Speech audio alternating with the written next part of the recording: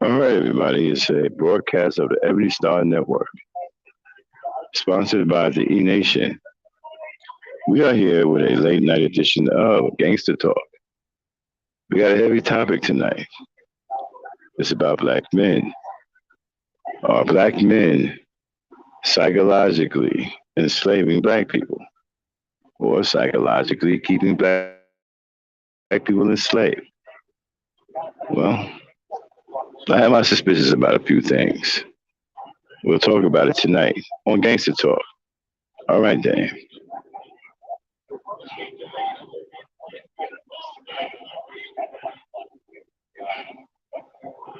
Dame.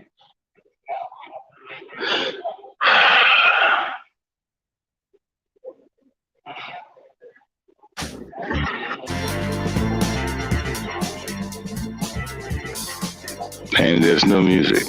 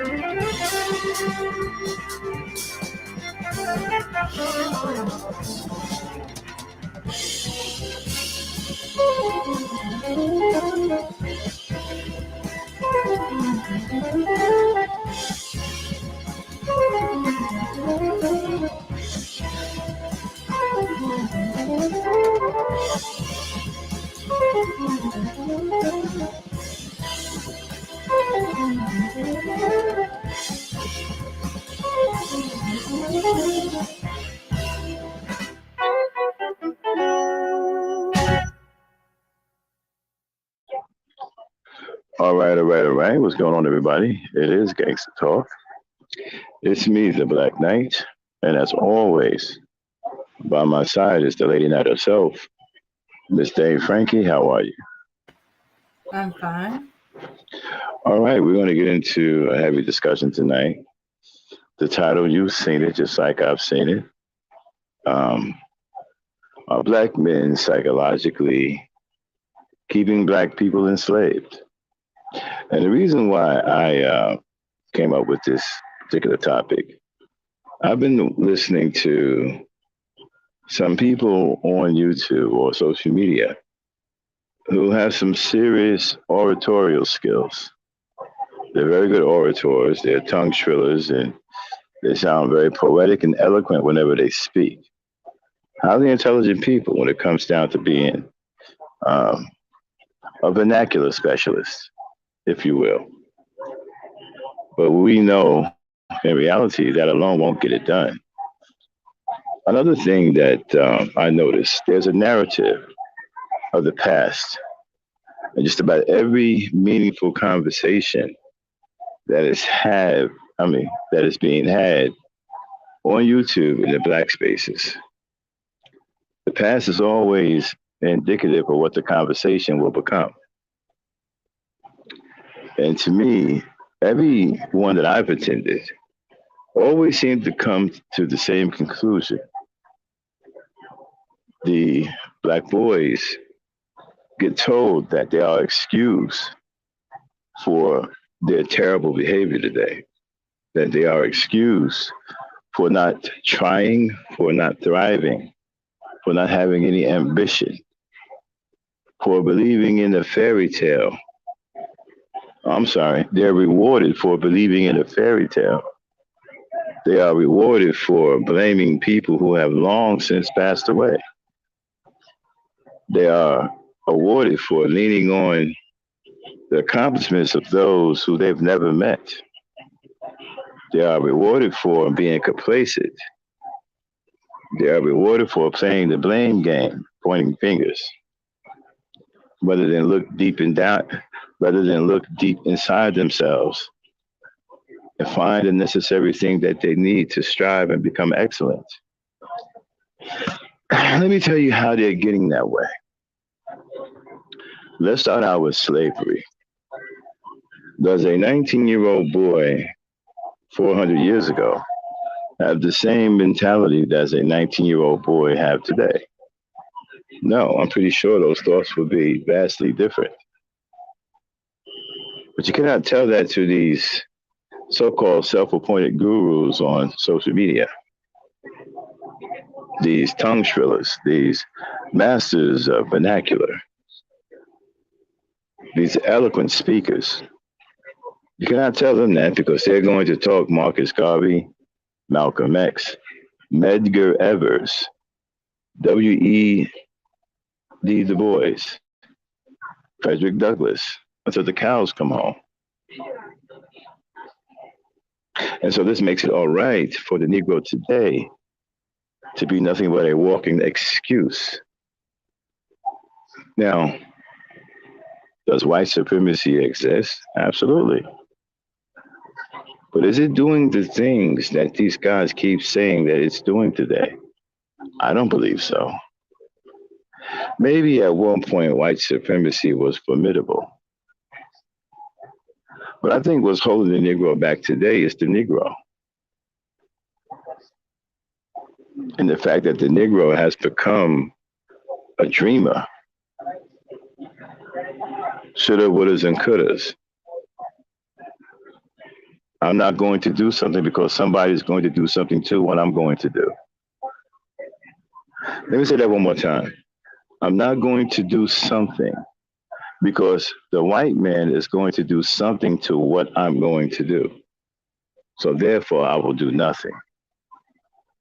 And I blame these so-called orators, these so-called new leaders of black society, the ones who claim to have taken the torch from such people as W.E.B. Du Bois, Frederick Douglass, Marcus Garvey, Fred Hammond, and so forth, whatever. They have given these boys the perfect alibi to live a life of excuses and underachievement, and have doomed them to permanent underachievement. Okay, let's get into this slavery thing. Psychologically, they want these boys to believe that they are slaves. They want these boys to believe that what happened 400 years ago is stopping them from doing something 400 years later, when this isn't the case. Now, I understand that a lot of people don't want to let go of our history. They don't want to let go of what happened to us. But at some point, we have to move on because holding on to it has done nothing but kept us held back. We're holding ourselves back by holding on to something that we're using the wrong way. Rather than allowing that to be a catalyst for inspiration and endless ambition, we've allowed it to become a nail in the coffin. We've allowed it to become a bench in which we go and sit and think about one excuse after another. A hole where we go crawl into and be complacent and stew in our own marsh of sorrows. We can play victim. We can tell a black woman that I can't be a black man and I can't be a good man to you, nor can I be a good father because of what happened to my ancestors in slavery. Because somehow that has made it all the way up into the 21st century in 2022. It has affected me. It has made me believe that I was born a slave, even though I've never been enslaved, even though I've never had a slave master. And if a young black boy stands up to these psychological bullies and say, "Hey, I've never been a slave. No one has ever owned me. I've never worked on a plantation. I haven't picked a day of cotton in my life." They'll tell you that the power structure and the jobs that you work are plantations. This is the brainwashing and the beginning of selling them a myth in which they will adhere to, and it will become a part of their life. And at that point, they will be forever held back for as long as they live because they will believe that they cannot do anything because white supremacy will not allow them to do anything. And the so-called leaders of the new school, these orators, these eloquent speakers, they're going to say it's okay for you to play victim because you have had it harder than anybody else in the entire world. Well, that's not true either.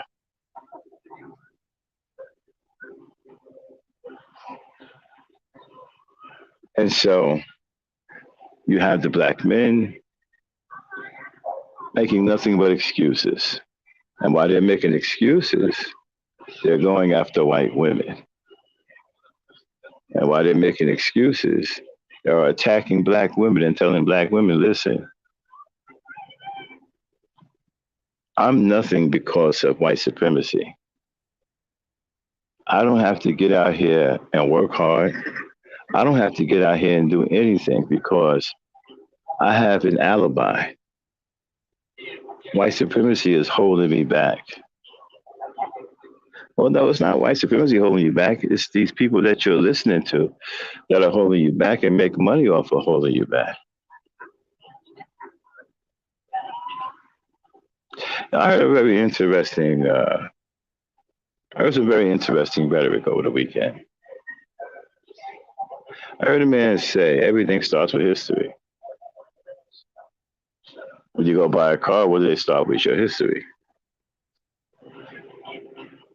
And so forth and whatever. That's true. But you have to understand something. That wouldn't apply to the kids today. Because the kids that are born today, slavery isn't their history.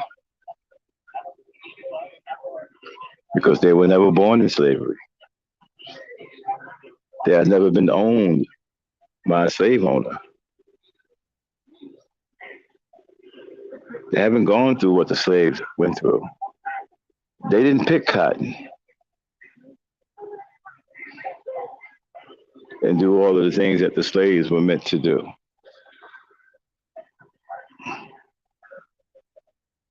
And so there were things at their disposal to try to make this true, right? To try to make the young black boy think that he is a victim. He doesn't have to do anything to stand up in this world for himself. They're talking about the police are shooting you down because they're race soldiers. They're race soldiers, and they're doing it because you're black. Yes, there are some people out there who are hateful and don't like you because you're black. But does it really hold you back? And here's another myth, too, right? They tell you that the black man has to work twice as hard as everybody else to get ahead. Really? I guess that would be true if you're trying to please white people. I've never had to work twice as hard as anyone. I'm extremely successful. Matter of fact, success came rather easy for me. I didn't have no white man holding me back. I never had to work twice as hard as a white man to get ahead. And a lot of these guys who claim that they make six figures and they want to come on social media and talk, they just want to have conversations to try to make themselves sound relevant, like they really accomplished something. But they really haven't done anything for anyone else other than themselves. But let's go back to what I was saying about working twice as hard. Where? Tell somebody to prove that to you. Tell them to prove to you that you have to work twice as hard as everybody else to make it in this world. I don't see that. I didn't have to do that. My brothers didn't have to do that. My uncles didn't have to do that. We didn't have to work twice as hard as no one.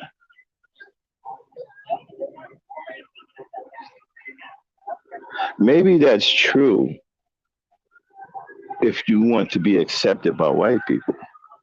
See, maybe you might need to ask these people to put that in its proper context, right? Something is missing there. Maybe if you want to please white people, you might have to work 2 and 3 and 4 times harder if you want to please them. But why would you want to please someone who will never accept you as an equal? That doesn't make much sense, does it? But yeah, we listen to these so-called intellectuals who tell you that you have to work 2 and 3 and 4 times harder. For what? You ever ask them for what? You ever ask them to tell you why? Some of them will answer you this way: because white people will never accept you. Because, well, I don't want to. Why do you want to be accepted by white people? Why are we teaching our kids to be accepted by people that will never see them as an equal and will never give them a fair shake in life? Isn't that like leading the lamb to the slaughter? Isn't that like running into a burning building with gasoline drawers on?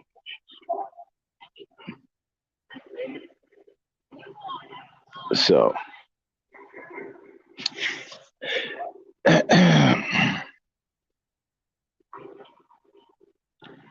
let's talk about white supremacy.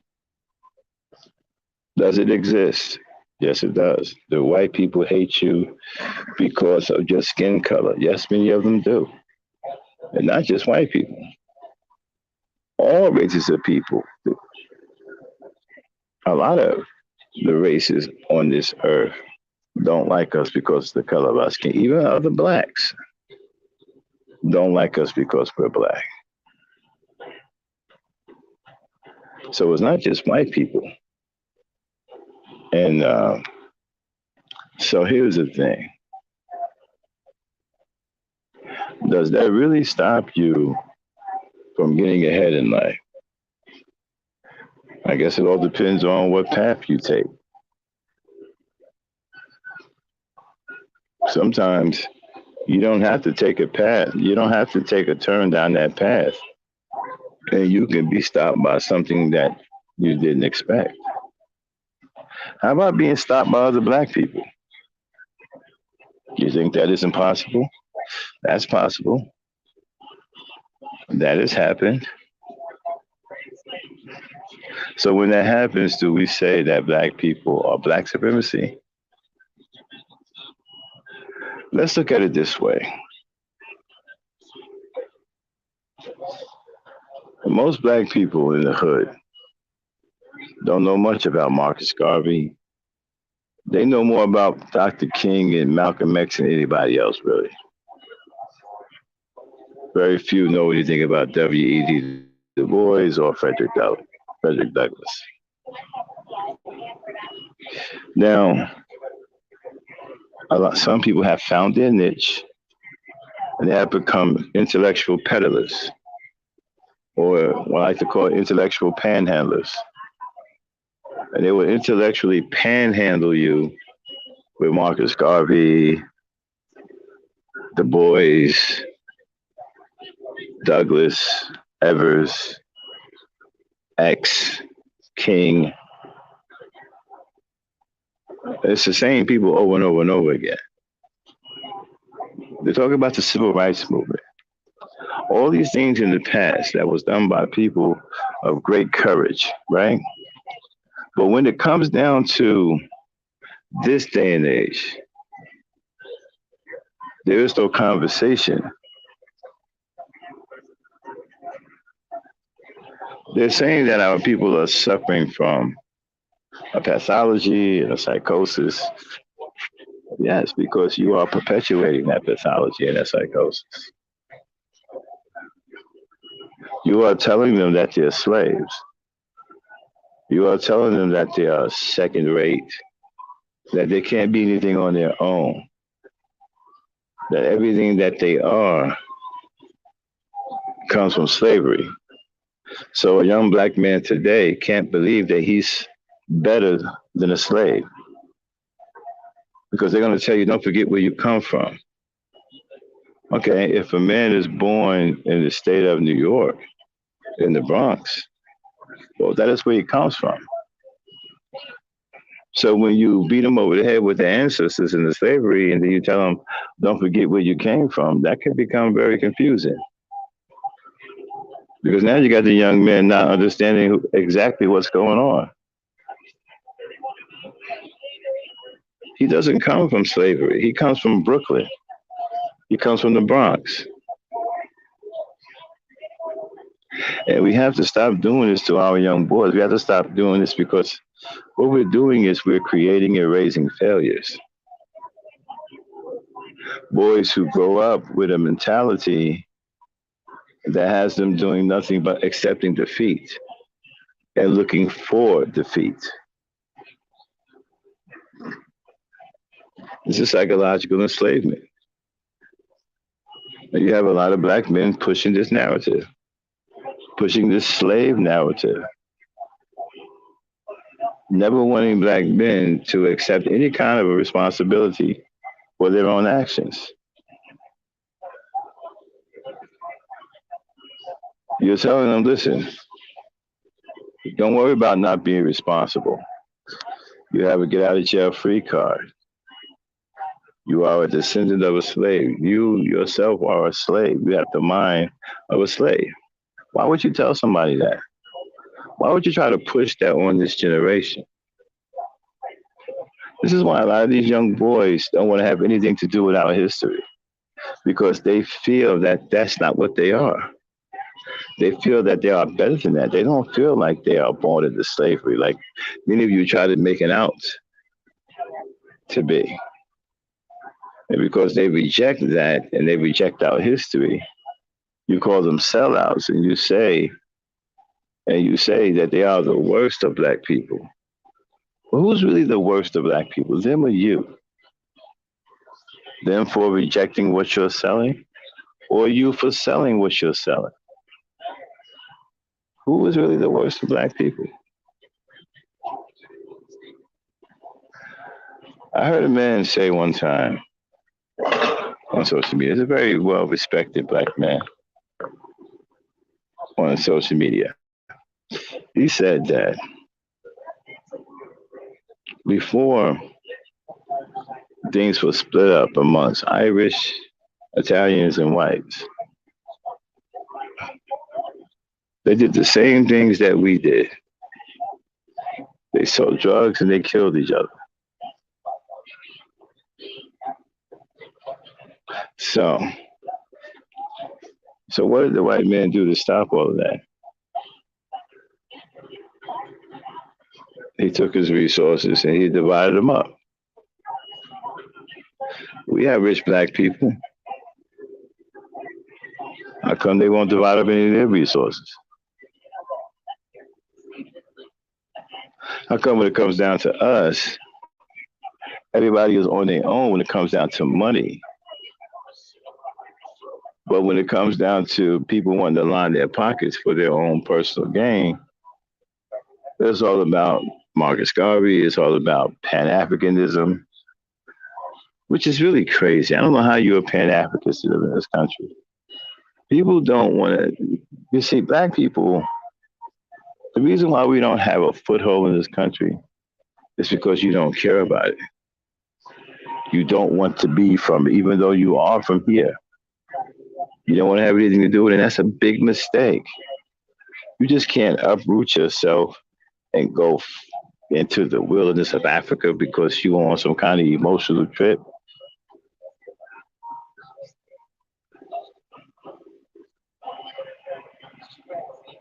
Africans don't even identify you as African. Many of them don't. If you were born here, then you're not raised in African culture. Now, somebody would say, oh my God, how dare you say something like that? But it's true. I grew up in the state of Jersey, Jersey City to be exact.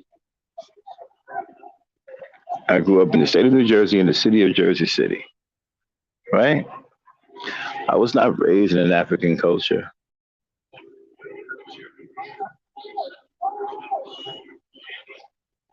There was no Delage Moray running around in my neighborhood. There was no Wakanda.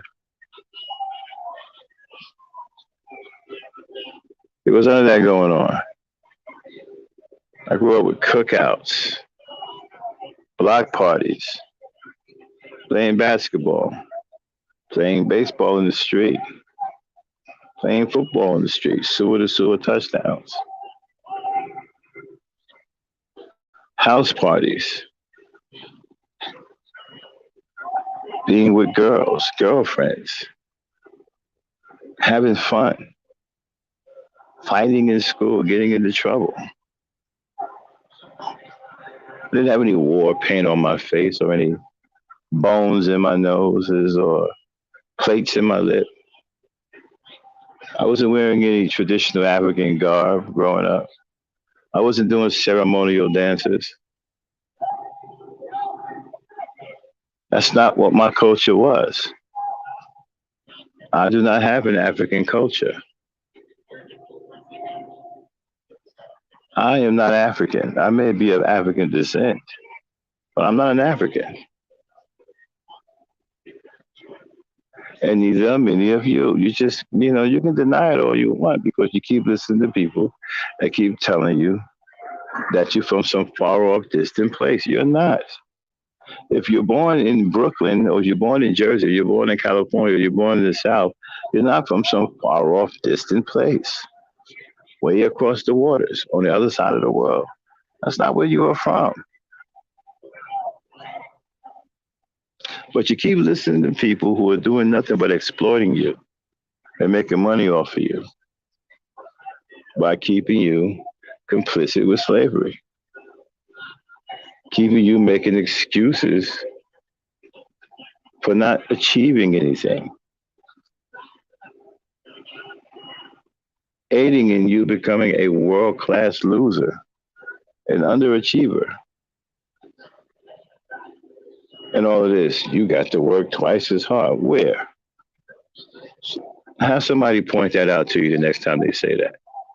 Tell them to give you an example. Tell them you need a visual example of that. You don't want a story. You want a visual example of somebody working twice as hard.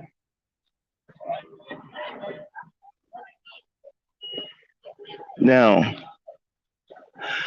somebody mentioned master's degrees versus white men who were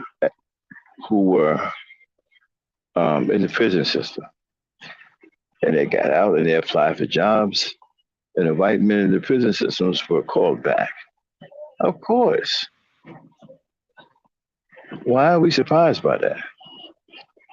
And do you think that that's going to change simply because we heard of it? So what are we going to do other than call white people racist?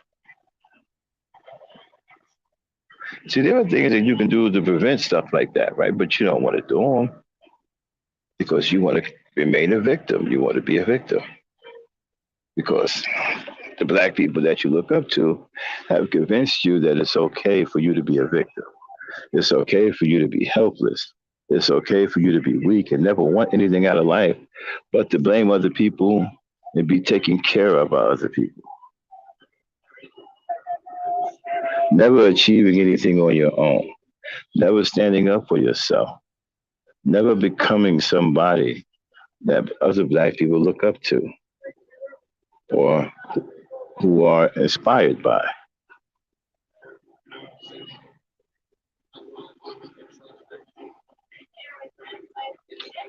Since when did white people become the standard of living and achievement for black people? When? I'll tell you when. When these confidence men came upon the scene, pushing this conscious rhetoric. Then the new Wabians came with their BS. And now you got more factions. And today you got a number of factions. You got red pill, you got blue pill, you got I don't know, white pill, black pill. You got uh, the pink pill out there. You got the manosphere. You got the sissy bems, SYSBM, which is incredibly stupid, by the way. You have all these factions. You have the Moors.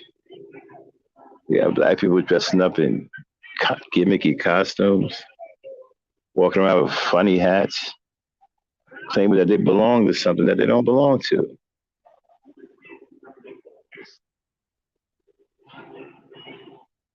You guys are trying to go and get something that doesn't belong to you and that you don't belong to.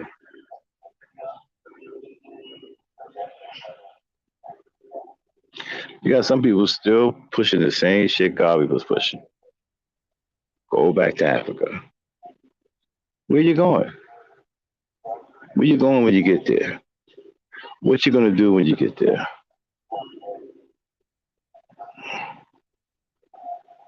A lot of the people in Africa are very, very poor. They'll welcome anybody who has money. They'll call you brother and sister all day long if you have money. But here's my thing. Who is really the white supremacist? The white supremacist or the black men that tell you that you can't do anything because of white supremacy? Is that what an effective leader teaches the younger people? That you can't do something because of someone else? If that's the case, then he's not teaching you to achieve.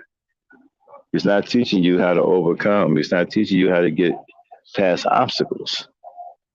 What he's telling you to do is accept being stopped, accept defeat, and then blame your defeat on others. Go and tell the world or to anyone who will listen that you are a failure because of slavery. You are a failure because of what they did to your ancestors 400 years ago, even though they didn't do it to you, but they did it to your ancestors 400 years ago. So you are a failure because of that. Now, many of you who listen to this crap, you have never been born into slavery. Again, I will say this one more time. You were never owned by any slave owners. You were never chased by slave catchers. And you never worked on a cotton farm. You never picked cotton. And no one beat you with whips. You have rights today. You can do whatever you want. Problem is, you don't believe that because you've been taught not to believe in yourself. You've been taught to blame everything that is bad about you on white supremacy. So you can get away with being irresponsible. Well, you don't want to take care of your kids, blame that on white supremacy. If you don't want to teach your kids anything, blame that on white supremacy. If you don't want to be a good husband, blame that on white supremacy. If you don't want to be a good father, blame that on white supremacy. If you don't want to be a good person, period, blame that on white supremacy. Because they have did a really, really bad thing. They have twisted the minds of their ancestors to the point where your ancestors have come all the way up 400 years in the past to the future and have twisted your mind. So now you think like your ancestors 400 years ago. You're walking around here thinking that you are a slave and that you don't deserve nothing and that you can get away with making excuses. You can say, this is what they did to us. First of all, us who?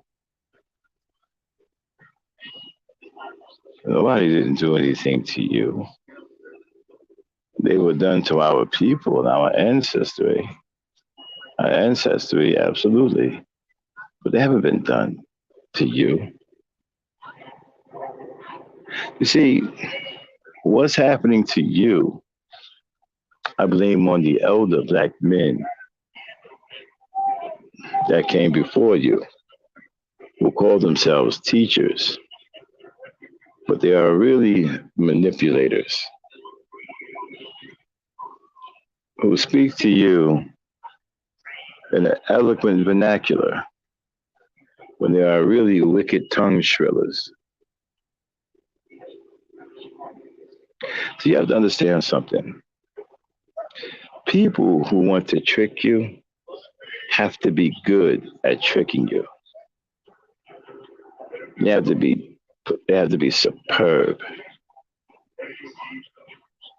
So they study day and night to the point of nausea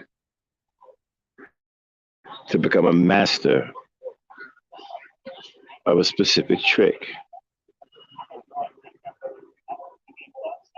So when they speak to you, they're very smooth, very eloquent, very intelligent. And you think that they are on the up and up, and they are about something, and they have a name. Now, I wouldn't think that this person would steer me wrong. Well, he's absolutely steering you wrong because he's telling you all these things that white people have done to black people. And he's telling you that those things, although many of those things are true, but he's telling you that your state of mind is because of what happened 400 years ago, which isn't true.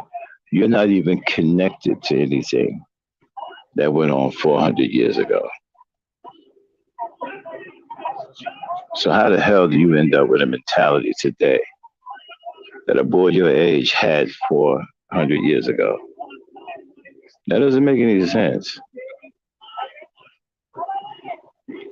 So, you're saying if a boy 400 years ago was sleeping with white women and he was 19 and comes forward to 2022, you're 19, you're sleeping with white women too. You think that was because of your great, great, great, great ancestor who did the same thing? No, you just want to be with white women. And I got an issue with another thing that they say, and this also goes into them making you believe you are a slave. Excuse me, I'm a little under the weather. Making you believe that you are a slave. The job that you go to every day, they tell you that it's a plantation. It isn't. It's a place of employment. So the reason why they tell you that it's a plantation, because they don't want you to thrive. They don't want you to strive. They don't want you to move up the chain. They don't want you to become a success. Because if you did, then you would realize that white supremacy isn't holding you back. And once you come into that realization, which is the truth, then they will become obsolete and will no longer be able to manipulate you and make money off of you. See, that's what this whole game is about. It's always about making money. They will sit up there and they will blow smoke on you and they will pitch you and sell you a beautiful vernacular and speak it so eloquently. But at the end of the day, they're nothing but common thieves who are doing nothing but tricking you just to get your money in the end. And they'll tell you things like, oh my God, don't you dare think this way and that way about Marcus Messiah Garvey, whatever his name is, Garvey, whatever, or Malcolm X. You ask yourself, when will they retire these names? When will new names arise? When will we start to speak of the new leaders, the new freedom fighters, the new people who will fight for black people? When will we hear those names? Let me give you a hint. You probably won't hear those names anytime soon because many black men have found a niche on social media. They have become con artists, or if you prefer, confidence men. Let me explain something to you. Bad guys are intelligent too. Bad guys go to college. Evil people go to college. A lot of evil and wicked people are extremely intelligent. They need that in order to pull off their con games.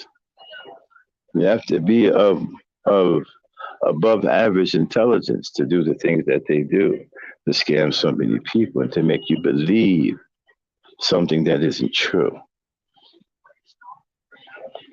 A man that comes before you and make you believe that something was where there was nothing before is a man of great talents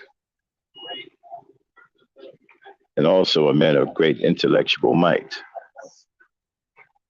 Formidable when it comes down to the department of deceiving other people. Extremely formidable.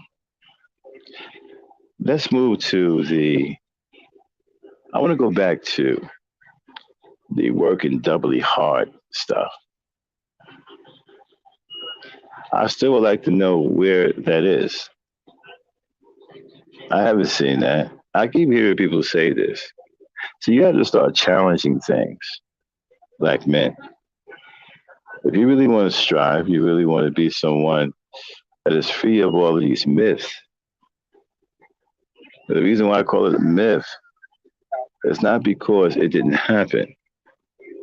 It's because they're trying to use it to enslave you today.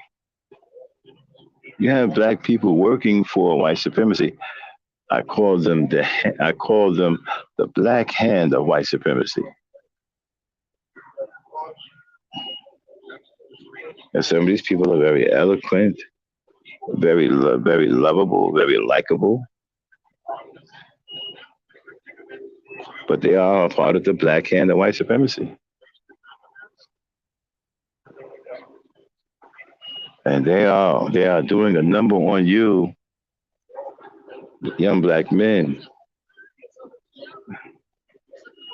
and they're taking your foolish behavior and your foolish ideologies and they're working them against you to make you think that you're a slave. And they also capitalize off of you having the mentality of a monkey. A lot of you dudes are monkeys. You ever watch monkeys? You know what monkeys do? They pretty much go all day and walk around in a circle with their hands in their mouths. They'll jump two or three times and hop and swing on things, but they actually walk around in a circle. At the end of the day, they complete a 360-degree circumference. Sometimes they do it twice. They don't do it all at once. It takes them a whole lot of time to do it. But by the end of the day, they've completed their circle. And what do they do in that circle? You know, they do a lot of yelling for no reason, a lot of jumping for no reason, swinging, hanging, eating fruits,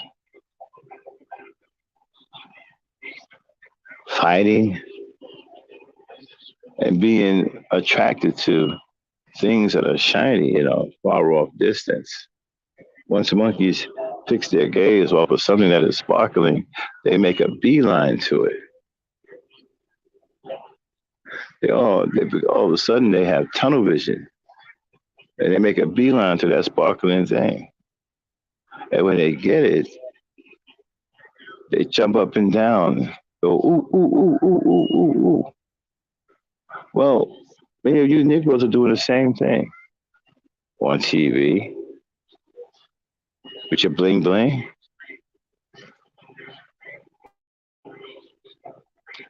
pretty much going nowhere on the videos, driving around in circles, walking around in circles. Let me explain something to you. Since when did the standard of life become drinking, flashing money, buying things that don't really hold any value, but they look good and sparkly? So when did that become the standard of black life? Going to clubs and partying all the time. That's the good life. That's the high life. Shout out to Iron Fist. What's going on? Shout out to Vimy. That is the that's the high life. Excuse me. That's what you think the real life is. If I wouldn't ask many of you right now, what would you call a good life? Many of you will just tell me, girls, fast cars, money, being able to have sex 24 hours a day without stopping, drinking, and then more drinking, then getting on talk shows and radio stations, bragging about how much money you make and how much people hate you because they don't have what you have. You guys ever hear how you sound? Well, the rest of us do.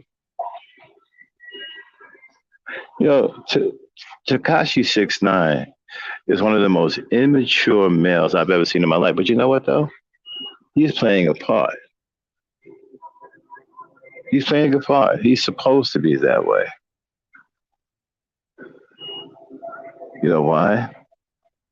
Because he has an influence on young black boys. So if he is that way, he will rub off on them, and they will become influenced by him, and they will be the same way. But we don't have our so-called leaders talking about anything like that. They don't see Takashi 69 as a threat. And he is an absolute threat. They don't see these guys in drill rap, whatever, as threats. They don't see Little Nas X as a threat. Little Nas X is extremely dangerous to black boys. Are you kidding me? They don't see him as a threat. You know, black men did a lot of things back in the 60s. I disagree with someone saying that black men didn't do anything in the 60s. They did.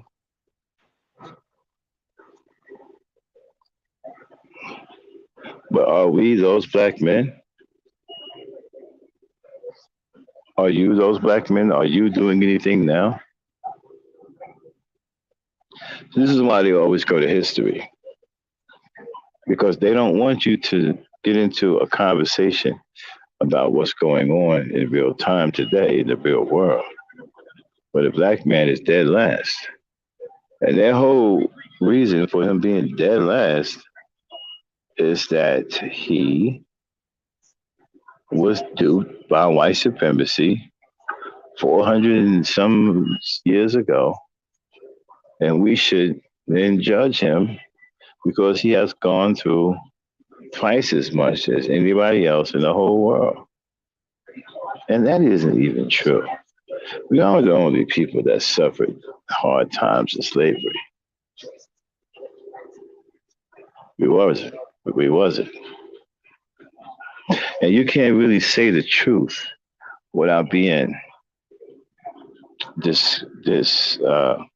You can't really speak the truth without someone coming for you. But they'll tell you lies all day long. Right? And the truth is, are we really African? Well, why don't you go ask the Africans? They should know, right? Go ask them. I can't call myself an African, but I have no knowledge of African customs, languages. I don't even know what to wear because I wasn't raised in a African culture. People trip out. If you say something bad about Africa, right? If you say something bad about Africa,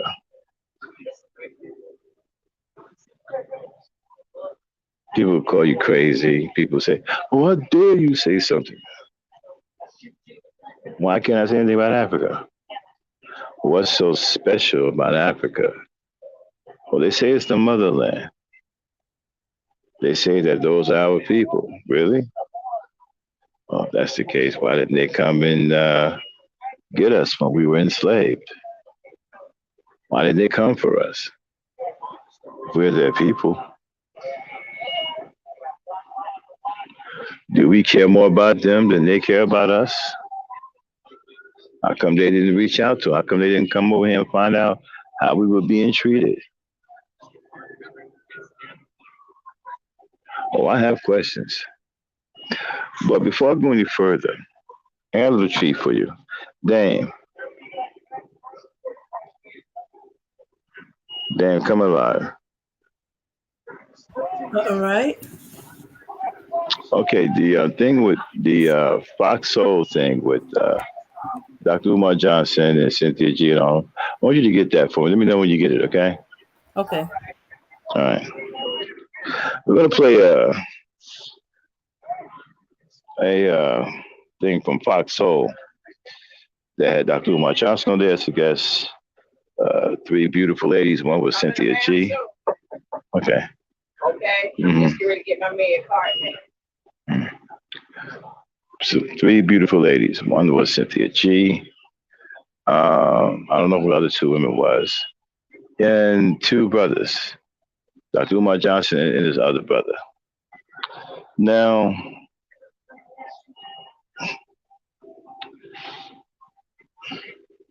we're going to listen, and then we're going to have our uh, conversation about it. And I'm going to tell you, I'm going to show you exactly what I mean by brothers keeping black people psychologically enslaved, aiding white supremacy. And when I point this out, then you'll see why I call them the black hand of white supremacy.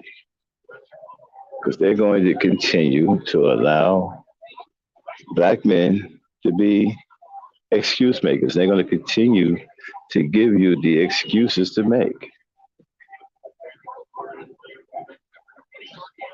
Let me continue.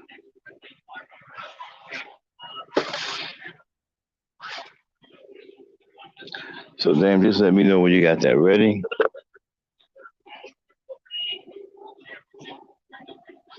Right. Yeti, shout out to Yeti Black. I just continue to give you excuses by keep telling you about a past that you were not a part of, a history that you were not a part of. Your ancestors were, but you were not. So what does that mean? That means you were never a slave.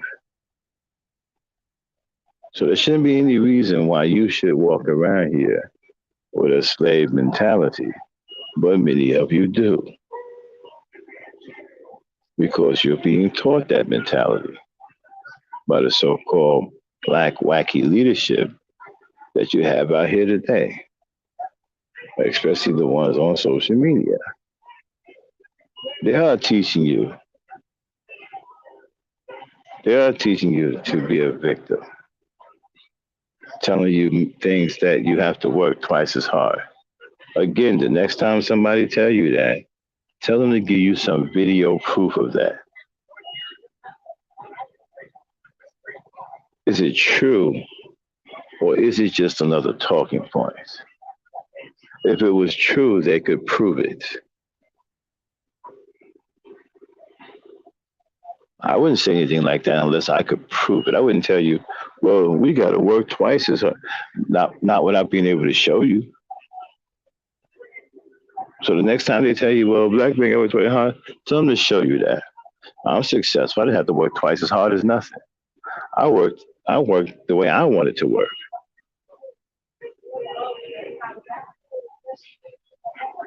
Okay. I had to work no twice as hard to appease nobody. Okay. All right, Dan, what you got there? Okay. Listen, don't Well, just throw first, stuff up on the screen, okay? okay. All right. I was doing the copyright Okay. before I do the video. All right. This is to cover our bases. This channel may contain content not authorized for use by its owner. However, according to Section 107 of the Copyright Act of the United States, the fair use, I repeat, the fair use of copyrighted work for purposes such as criticism, definitely, comments, assuredly, a news report, only for those who don't know. Teaching, we're going to learn something new today. Scholarship or research is not an infringement of copyright. Before we get into this, right, there's another thing I want you to take note of how fragile the feelings of black men have become. The black men today are the weakest I've ever seen. There's nothing you can say to them without them becoming emotionally invested in what you just said, and then retaliating with, you know, an out of control emotional retaliation. I mean, it's just sad what black men have become.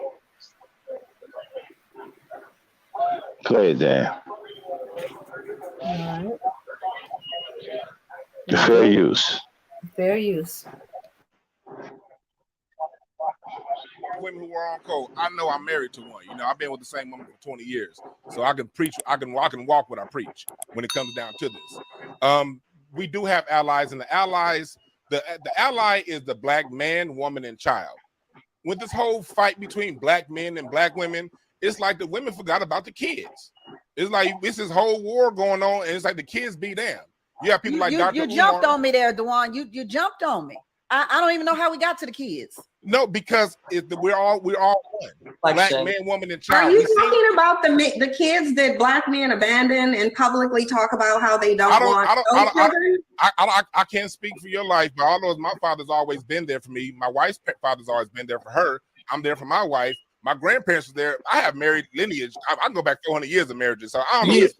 Be that other may is very well documented. I was talking.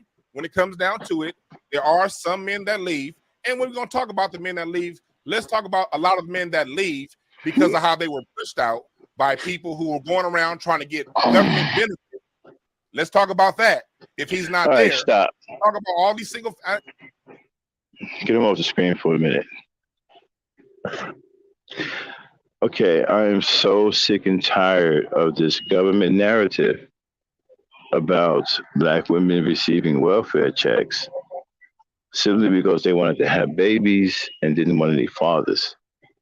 I don't know what kind of sense that makes, but no one has provided any proof. I wish you brothers would stop it until you can provide some proof. I have yet to see any proof from any of you who claim that black women took a check over a husband. I wish you guys would stop it. You don't have any proof of this. There is no proof that they have of this. This is just rhetoric that these are just talking points. These are racist talking points. Play it.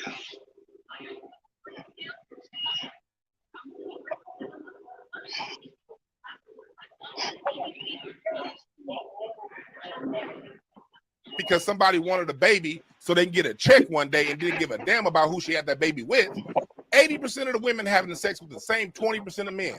If you keep in that same loophole, you got to look in the mirror. Well, I don't know, Okay, Dewan.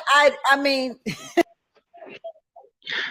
80% of the women having sex with the same 20% of men. Dan, does that make any sense to you?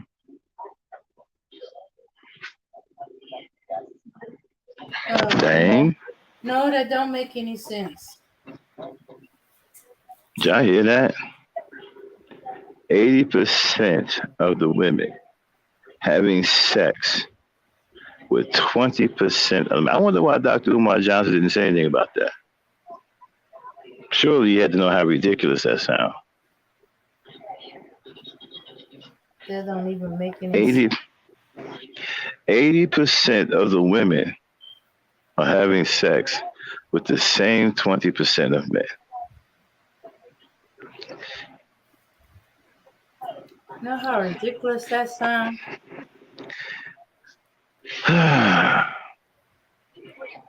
And these are your intellectuals. These are your intellectuals, people. These are the ones that say that they are smart and you are not. Play it, Dan. You can put it back on the screen. No, okay.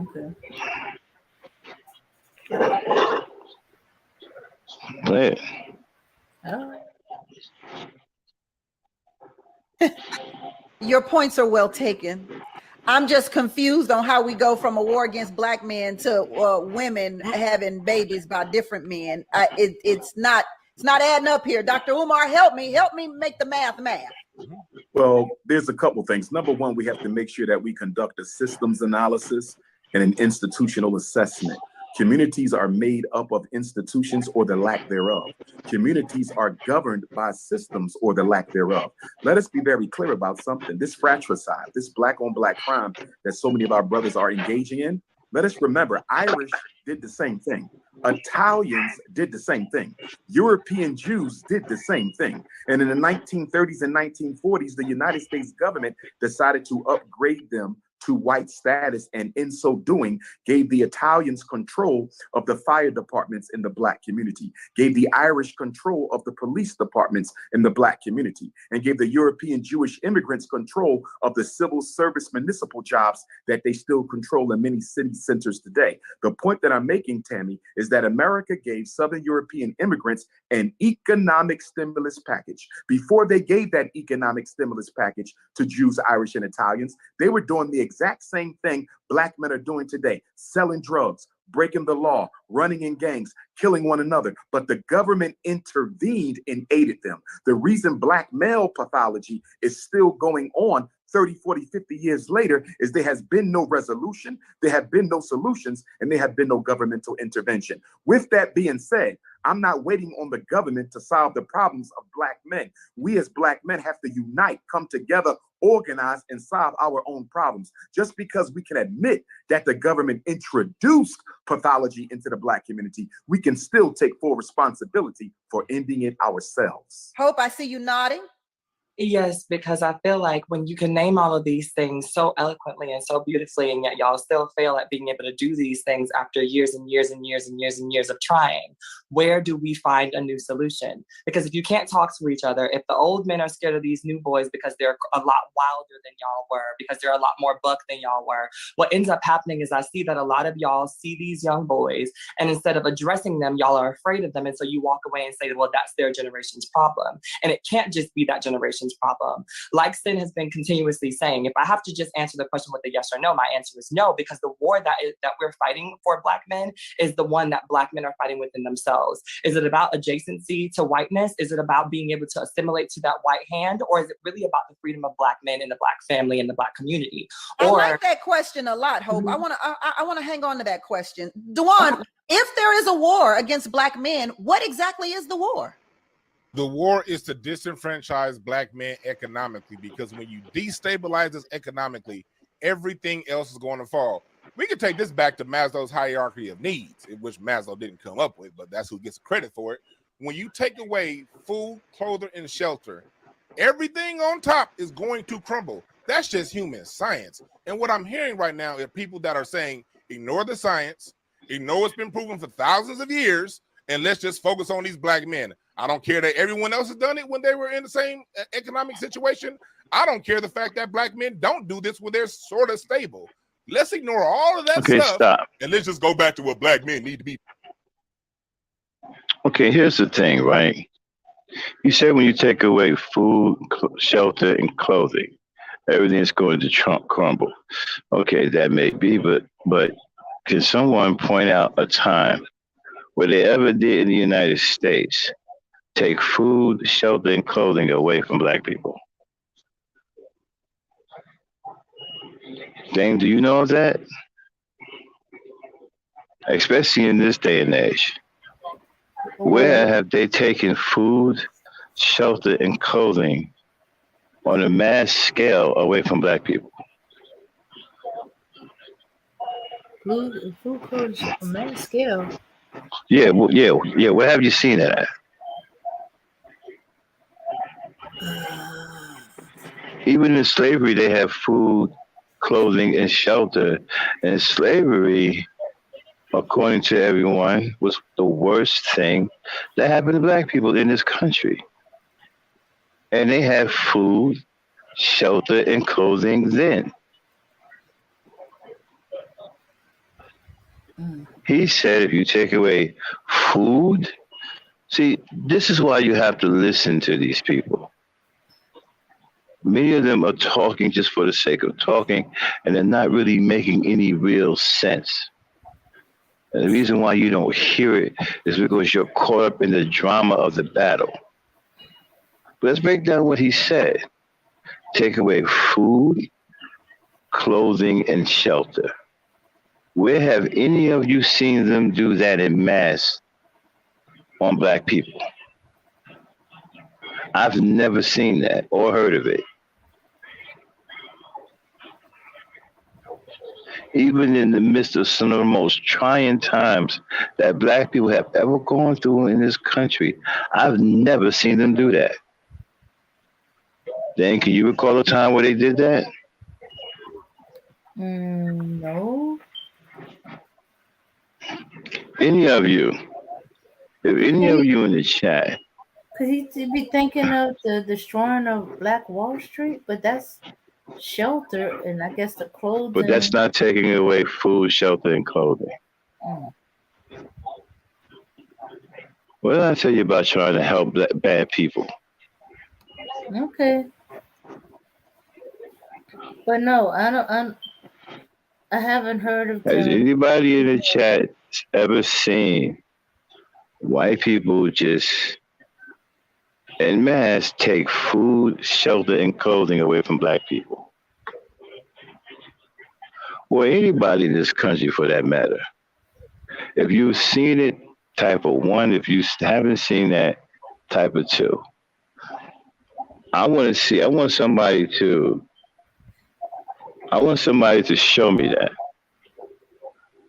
Because even in slavery, black people have food, shelter, and clothing. Food, shelter, and clothing. So where was this massive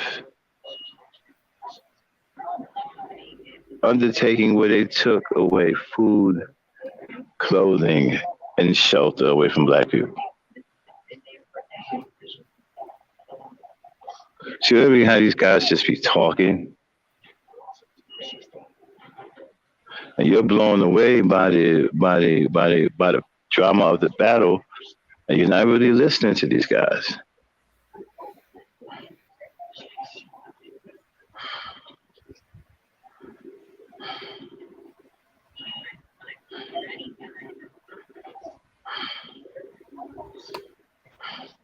Exactly, Tanya.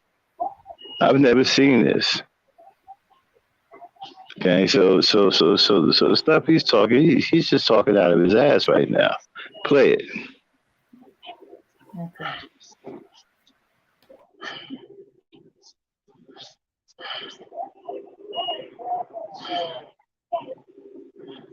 You doing?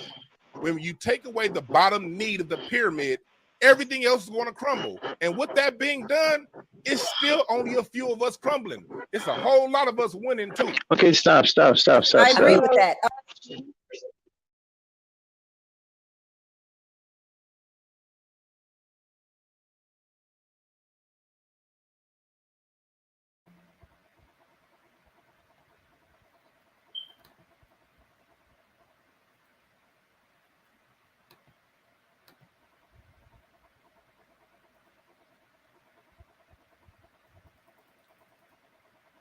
Okay.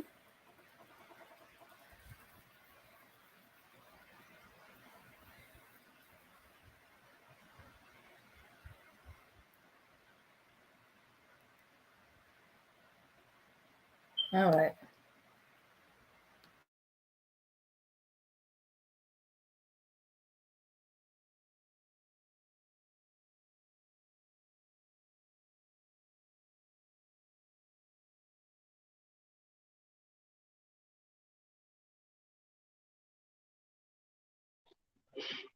Sorry about that, y'all. I was occupied. Okay, he just said that already being done, there's still some of us not crumbling. So he said it already happened. Where? Dang, what is he talking about? What? Okay, he's making stuff up. But that's what he just said. He said even with that already being done, that you can play the tape back. He just said, with that already being done, some of us still aren't crumbling. So where did they do that at? I must have missed it. Do any of y'all know what he's talking about and where they did that at? Because he said without already being done, meaning it happened already. So if any of y'all know what he's talking about, can y'all please enlighten us? Because I have no clue. Okay. I have no idea neither. Okay. We'll come back to that. Play it.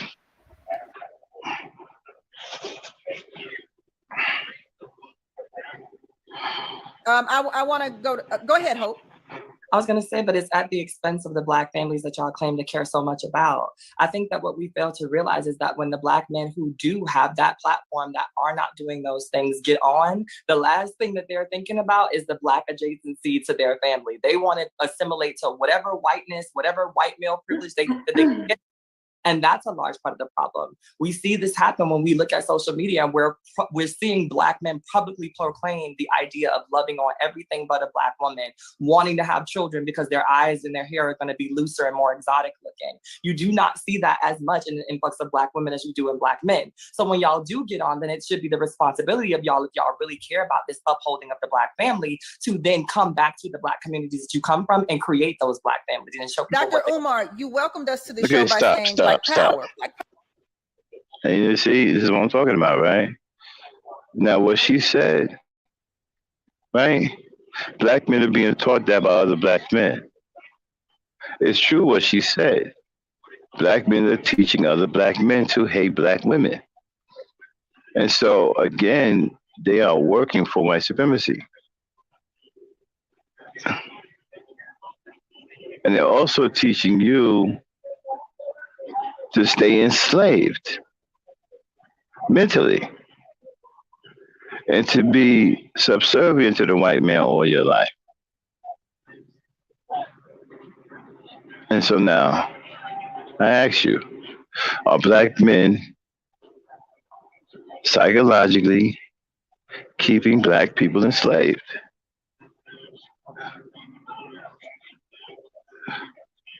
Now, here's going to be some more evidence of that.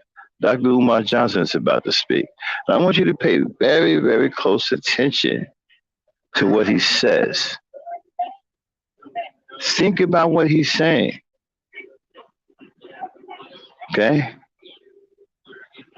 And you're going to hear exactly what I'm talking about Black men enslaving other Black people psychologically. Okay, Dan, play it.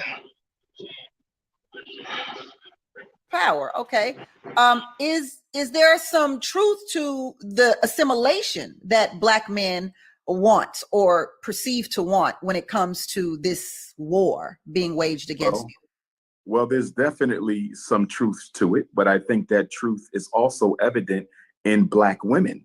Black men, many of them may choose to want a white woman, but many Black women choose to look like white women. So we have to look at ourselves, and we have to recognize that the pathology is not more of one gender than the other. That's the issue I have with conversations that seek to see who is more at fault, the Black man or the Black woman. It's not about who's more at fault. We rise together or we will perish together. The Black man cannot survive without his woman, and the Black woman cannot survive without her man. And the issue that I take with my two sisters' narrative is I hear a lot of criticism. I hear a lot of condemnation, but I don't hear any empowerment. I don't hear any solutions coming from either one of them. It appears as if that there is a hatred towards Black men by those sisters. Even when they said, why are we going back to 1960? Let's stay in 2022. That is so immature and irresponsible of a statement. As a psychologist, when a client comes into my office, the first thing I perform is a history on their depression, a history on their suicide, a history on their anxiety. When you go see the medical doctor, he performs a history. When you go buy a home, they perform a history. When you go purchase an automobile, they perform a history on that automobile. But when we talk about the problems that affect Black males, we're supposed to look at it in a vacuum. We're not supposed to put it in a historical context. And with that being said, the language and the narrative that's coming out of the mouth of these two beautiful Black women is one that I think the white power structure would endorse, because it totally absolves them of any responsibility for the hell Black men catch in this country. Cynthia G, you did say, why are we going all the way back to 1960? There is some truth to history when it comes to evaluating anything or anyone. So what do you say to that? Hold that thought, because I only got about 30 seconds here, so I don't want you to get into it, because I know you're going to get into it good, sis, and then have to come right back out of it. You understand? So just make sure you understand the question at hand, which is about a person's history, in this particular case, Black men's history in America, and why it doesn't matter when it comes to the war being waged against them. We'll talk about that and more when we return on The Business of Being Black with Tammy Mack on Fox Soul. Oh, we'll be back. Woo. Do it. So I would like to know, what did you do in response in history other than go to the Supreme Court and petition to have access to the men's women that you're complaining and accusing of disenfranchising you? See, because in the 1960s, what Black men were really doing, and it's been documented, many civil rights leaders have admitted to it, what Black men were doing is chasing the white man's woman, trying to so-called stick it to him by way of going to their women. What you should have been doing is trying to get liberation for yourself. What you should have been trying to do is get that foot off your neck. But see, the foot is not on your neck. And the only time you recognize it being on your neck is when you want to get away with doing something that you think white men are getting away with doing. Because let's just be real. Whenever we hear about this war against Black men, it's usually being brought up when there's a Black man like R. Kelly, Bill Cosby, we see Trey Songz going through it, Ari Spears, when they engage in some degeneracy, and then they're getting a consequence for it. And Black men think that because they perceive white men to be getting away with crimes, they want to be able to get away with crimes as well. The reality is, Dr. Umar can sit up here and list all the different ways that the system is disenfranchising Black men and Black men in a victim boat. But the reality is, what he cannot tell you is what Black men did in response to it, because they did nothing. They laid down and they nested under the skirt of their non-Black preferences, and only to complain that whenever they commit a crime, they're not getting off like they did. So let's find out. Dr. Umar, what have Black men done? Well, number one, again, I think that it is such a shame, coming from a psychological perspective, that we seek to heal our wounds as a people by relying on unprofessional testimony by individuals who have a vendetta against the opposite gender in their community. When you hear Sister Cynthia speak, you can hear a hurt and a pain and a hatred towards Black men. We cannot find an effective solution to Black male-female relationship issues or the oppression of Black men. Wow. Did he answer the question? Did he answer the question, y'all? I don't hear an answer to the question. What I hear is some sidestepping and some ducking and dodging. I don't hear the answer to the question. Did I miss it, Dane? I don't think so. Did I miss the answer to the question? I could have swore she clearly asked him a question that he's yet to answer. I mean, he's going after Cynthia G on something emotional, but are you going to answer the question? I mean, you should be able to come with, no, Black men did this, Black men did that, we tore down this, we built up this, we knocked somebody. You need to come with something other than trying to make some.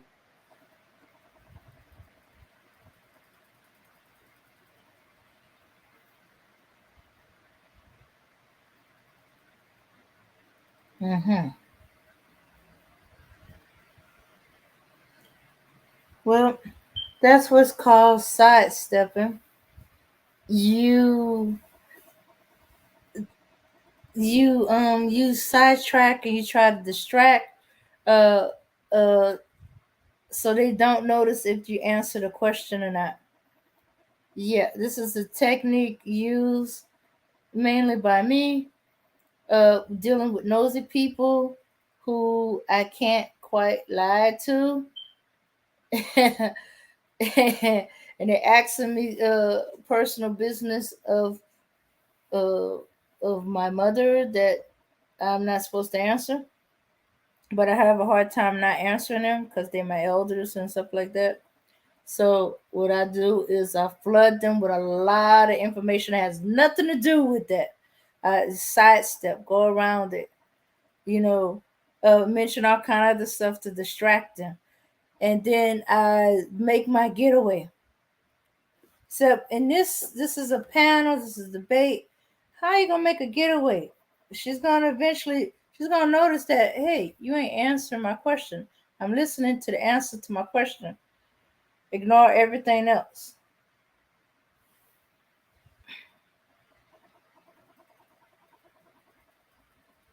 Yeah. So that's what's going on. He's sidestepping. He's answering everything but that question. Because he can't tell the truth because it's gonna come back and bite him. It's gonna make it men look bad, or he just don't know the answer.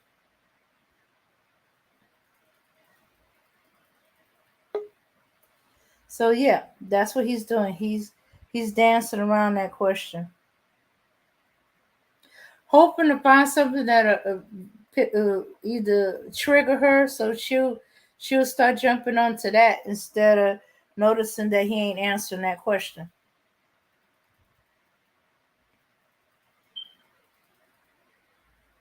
I guess that's what they call gaslighting. I call it the sidestep. Uh, Black Knight. Yeah, I'm back. Mm-hmm. Go and play it. All right, here we go. Black women, when the people at the table having the conversation have negative emotional and pathological interest in the conversation that are not. Umar, the question wasn't about my emotional state. The question was, what did Black men do in response to their disenfranchisement? Yeah, because you're trying to pathologize my emotional state, not knowing that I'm a psychologist too. But what you're not doing is telling us what Black men did. I believe he'll get there, Dr. Umar. Dr. Umar. And I'll end it quickly, Sister Tammy. According to Mrs. Cynthia G., Dr. King was assassinated because he was doing nothing. Malcolm X was assassinated because he was doing nothing. Medgar Evers was assassinated because he was doing nothing. Fred Hampton was assassinated because he was doing nothing. That narrative that Black men have done nothing to fight back stop. Systemic oppression. See what I mean? Same thing over and over and over again. The same names. The same names. When are y'all gonna stop falling for this? It's the same names over and over and over. It's never a new name. That's problematic. Where are the new names? Mm-hmm. Mm-hmm. There are no new names. It's the same thing over and over again. This is what they use to manipulate you and to keep you complicit in your victimhood. The same names over and over and over again. There are no new names. Mm-hmm. Yeah, Dan, you gotta say something and then play it. Okay. Yeah. We need to know what men in each generation or men in each generation since the civil rights movement, since the death of these men. These men are gone. They passed away. Where are the new men who's supposed to come in and build on top of what they built on, or make it better, or do even more? So they can't name no names. They can't name where they improved on or did better than the previous generation. Shoot, they can't even find anybody alive. And then there'll probably be just a individual here and there. Not black men. Not black men as a whole. Not only against ourselves, but against our women, our children, our elders, and our community is absolutely ridiculous. The cemetery is filled with black men, names we know and names we don't know, who gave their life for the freedom, liberation, and emancipation of African people. How can you disrespect the history of so many black men, past and present, who continue to fight? I'm sitting in a school right now.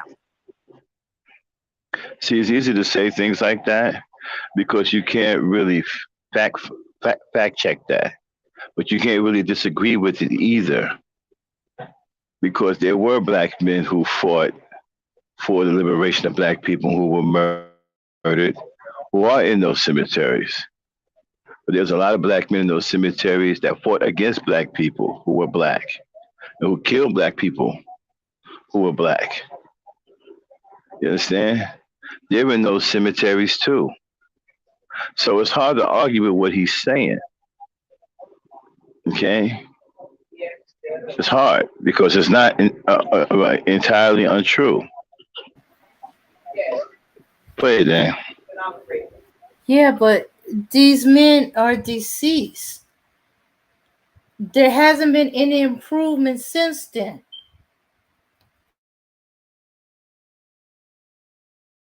That we built with all black money, 4 buildings that we're going to educate black men in. It's not easy to solve our problems because there's always black people in your very same community who's fighting against what you're trying to do to help it. But in addition to that, the white power structure is always waving its wand of oppression to try to sabotage anything we do. I think that the analysis of our women is too overly simplistic, and in being such, it is dishonest.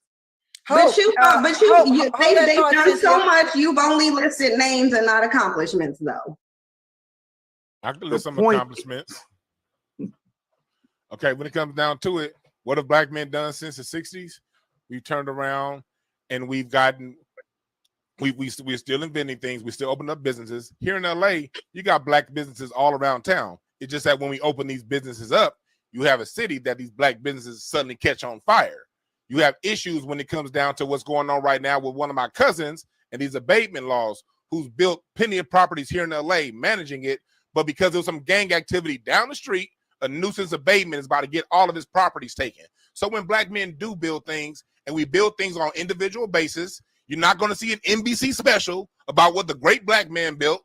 When Irv Gotti, Suge Knight, and J. Prince tried to put together a distribution, they all got charged. Well, if you got a comment about the gangs, why don't you go break the gangs up? Because most of those gangs are black. Okay? I'm not saying there aren't foreign gangs. Of course there are. But so the black gangs. And why would you go and buy property in a gang-infested area? That doesn't make any sense. Damn.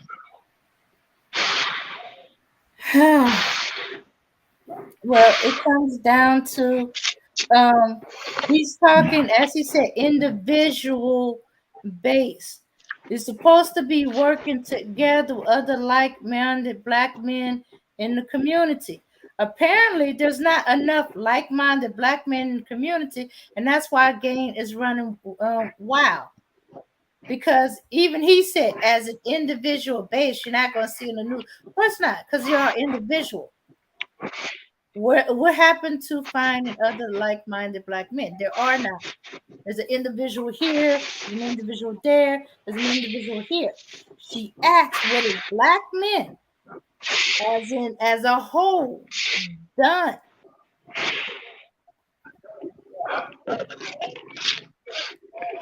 And as I said, it sounds like excuses. I know, hey, there's not reason why, but still, you keep bringing obstacles in your way instead of, okay, this obstacle is happening, but this is what we're doing to get around these obstacles that they're trying to put in our way.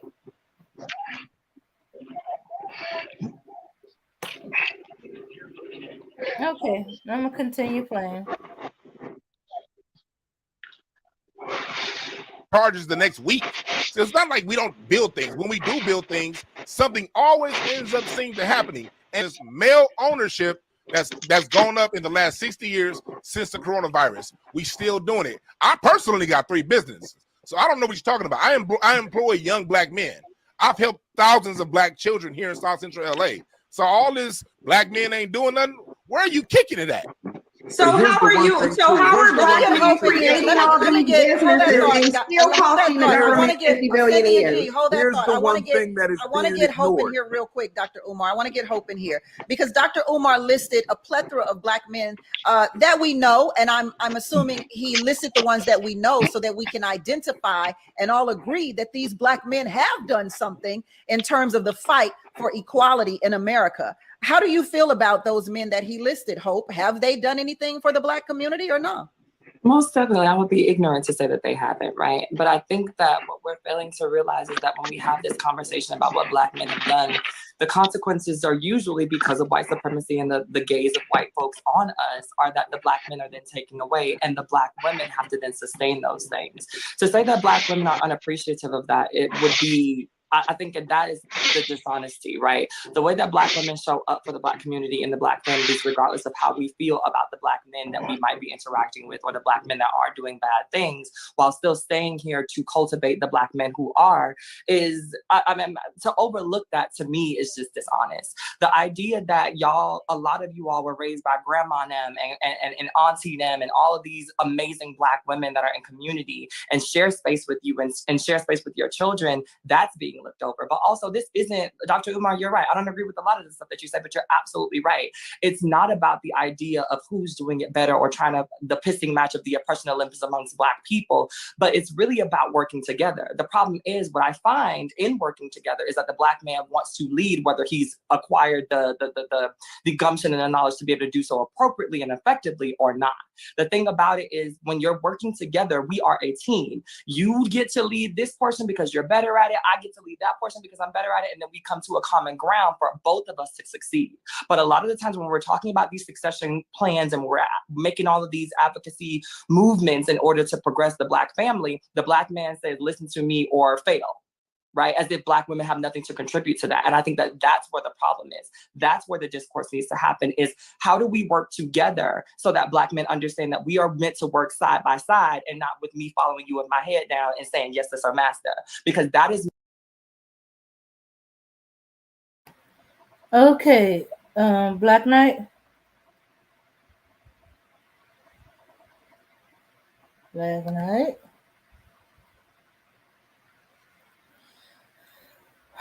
Okay.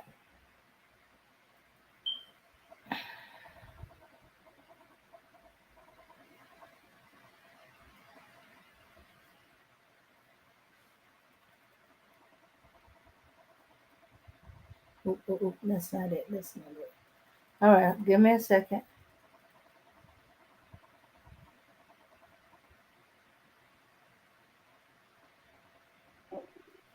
Yeah, I'm still here, Dan. Give me about 10 minutes. Okay. Remy is requesting a link. I'm putting it down.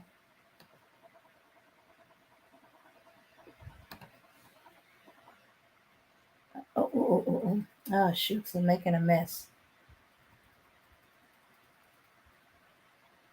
All right. I'm coming with it, Remy.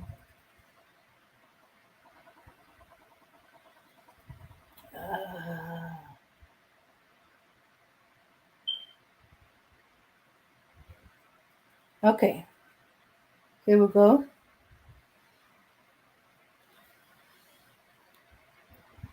All right. There's the link.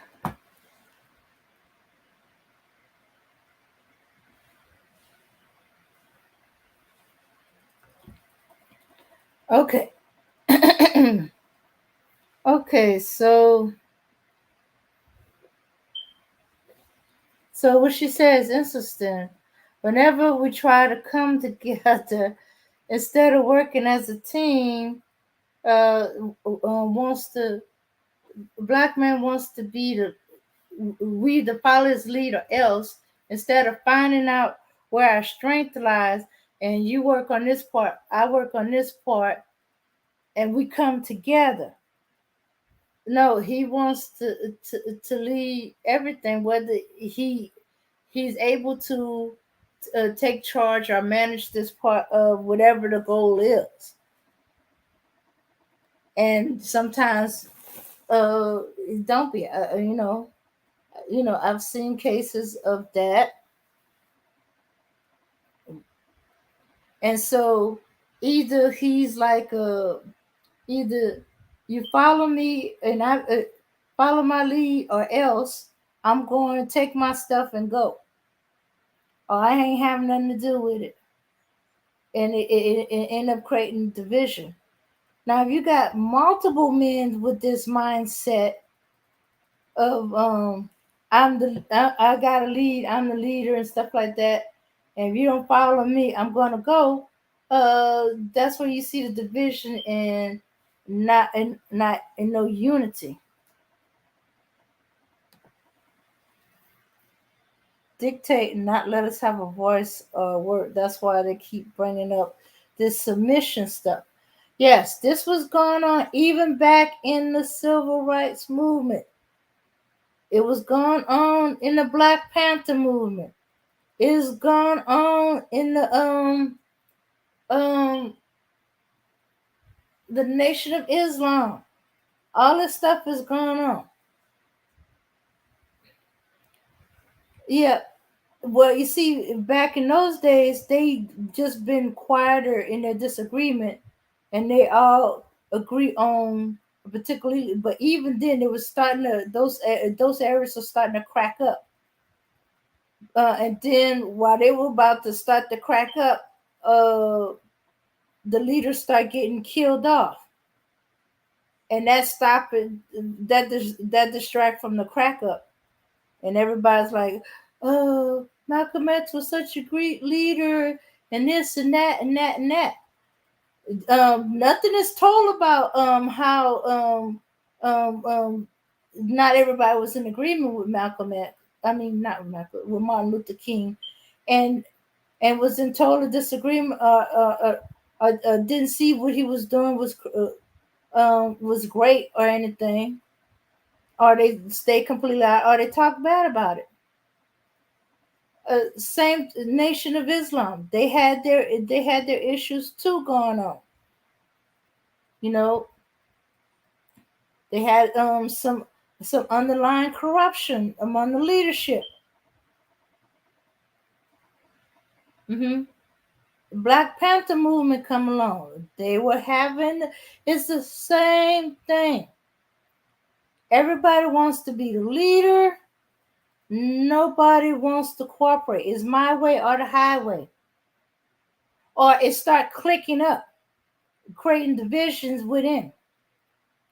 One group is following this person, and they agree with what he wants to do, and they follow him. Another go with this one, and then another. Next thing you know, they're splintering off. That's what usually happens. And you forgot that we're a group. I'm good at this thing. You're good at this thing. You work on this aspect, and then we come together and bring it together as a team. We can be 5 separate fingers and become one hand. Or let me see, there was a show I was watching where they talk about, the division in the people.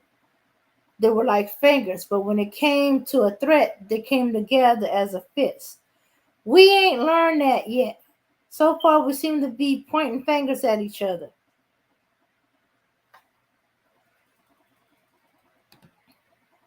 I can't accept that we can have separate ideas, but still work on them together as a group and blend them in together. Or work on one end of it from your aspect. Okay, hold on a second.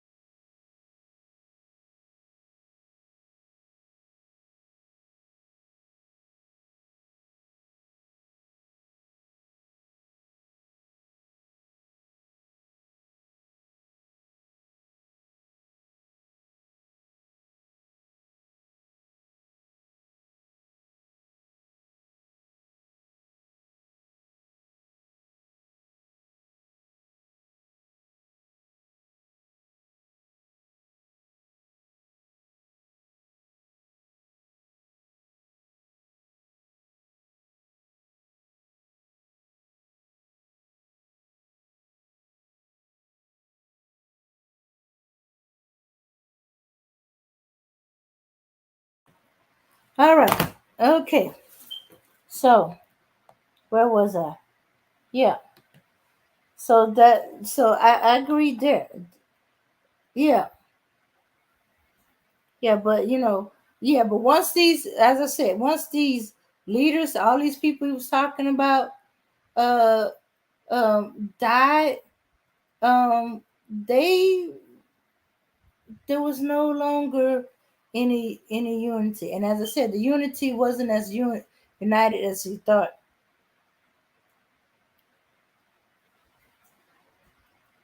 Okay, the problem is that they want us to let their egos guide the community without knowing how to be a leader. Yeah, yeah.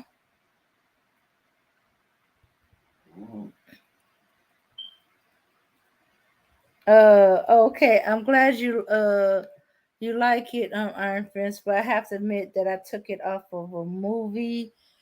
I can't remember what movie though, but I liked that idea too.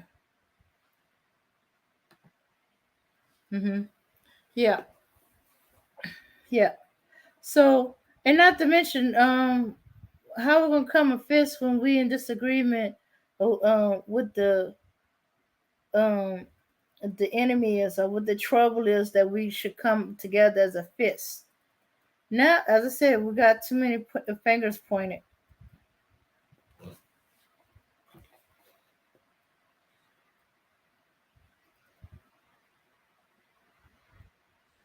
Yeah. So yeah, I always thought that, hey, even though we have separate ideas, separate beliefs, separate everything else, that we can come together. If you can't come together, shut up about it. That's what the Nation of Islam and Martin Luther King, they had disagreements. They had different ideologies, different ways they wanted to approach things, different things that they wanted.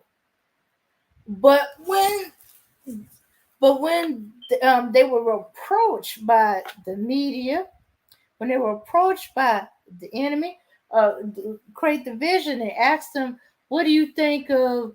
Let me see. I think there was Malcolm X was approached about MLK. He says, "I have nothing to say about Martin Luther King. He's a good man. Just that we have different ideas about how to help our people. That's it. No more, no less. That's it. He believes he's a great man. We just have different ideas." And he left it at that. He was not allowing himself to be pulled into about what he disliked about the person, what he disliked about the plan, uh, what's wrong about it. None of that. He just said we just have different ideas on how to help our people, and left it at that. Same thing with Martin Luther King when he was asked about Malcolm X. Didn't say nothing much more than that. You know, he's a well-respected man, um, and we have different ideas on how to help our people. He has nothing to say. You know, he didn't talk down on it. They neither one talk down on either one approaches and stuff like that. They just have different ideas, different ways.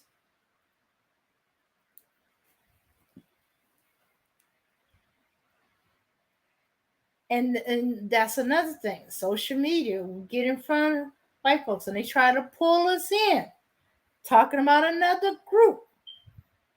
If you have nothing good to say, don't say anything. When did that rule go out the window? It went out the window, got smashed, jumped on, turned into dust, and blew.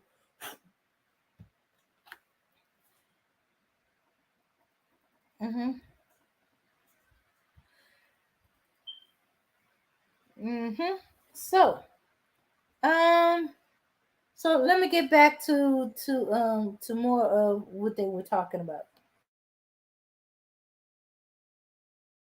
me being subservient to you in a way that I might not want to do, especially considering if you do not have the credentials, the know-how, the wherewithal, or the lived experiences to lead me in a way that I might be better suited to do in this point of our journey. And Dr. Omar. Well, first of all, I do not endorse any kind of a second-class citizenship role for Black women. I believe Black women have as much to offer as do Black men. So I'm not sure who the Queen is referring to, because I am not a misogynist and I do not support that type of narrative that said the Black woman's position is only to have children and to prepare food. But at the same time, I think Black women have to look at themselves, because although white supremacy has been the greatest enemy of the progress of Black men, you would also have to argue that Black women have probably been the greatest accomplice to supporting the white power structure in their destruction of Black males, i.e. the conversation we're having right now, where two intelligent Black women have yet to indict white supremacy for the role that they play in the destabilization of the lives of Black men. So when we come back, we'll find out if the two beautiful.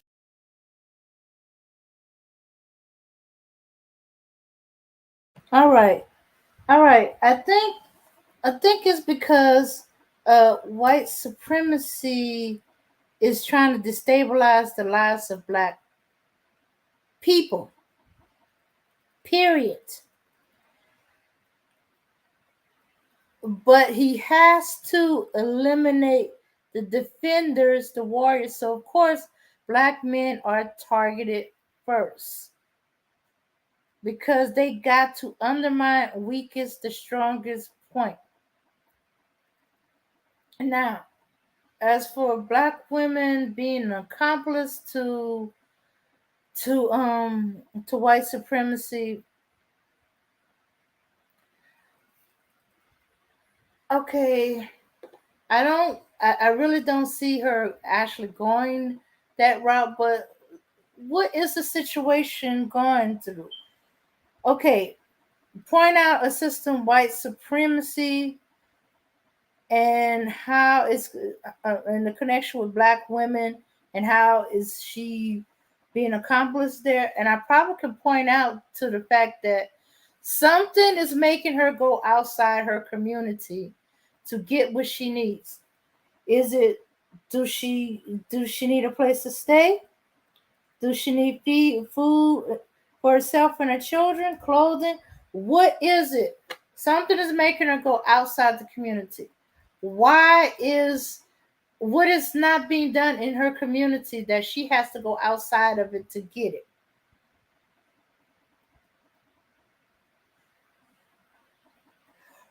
Or was she following the lead of some man who thought that they was going to be scamming and scheming to get some stuff out of that system?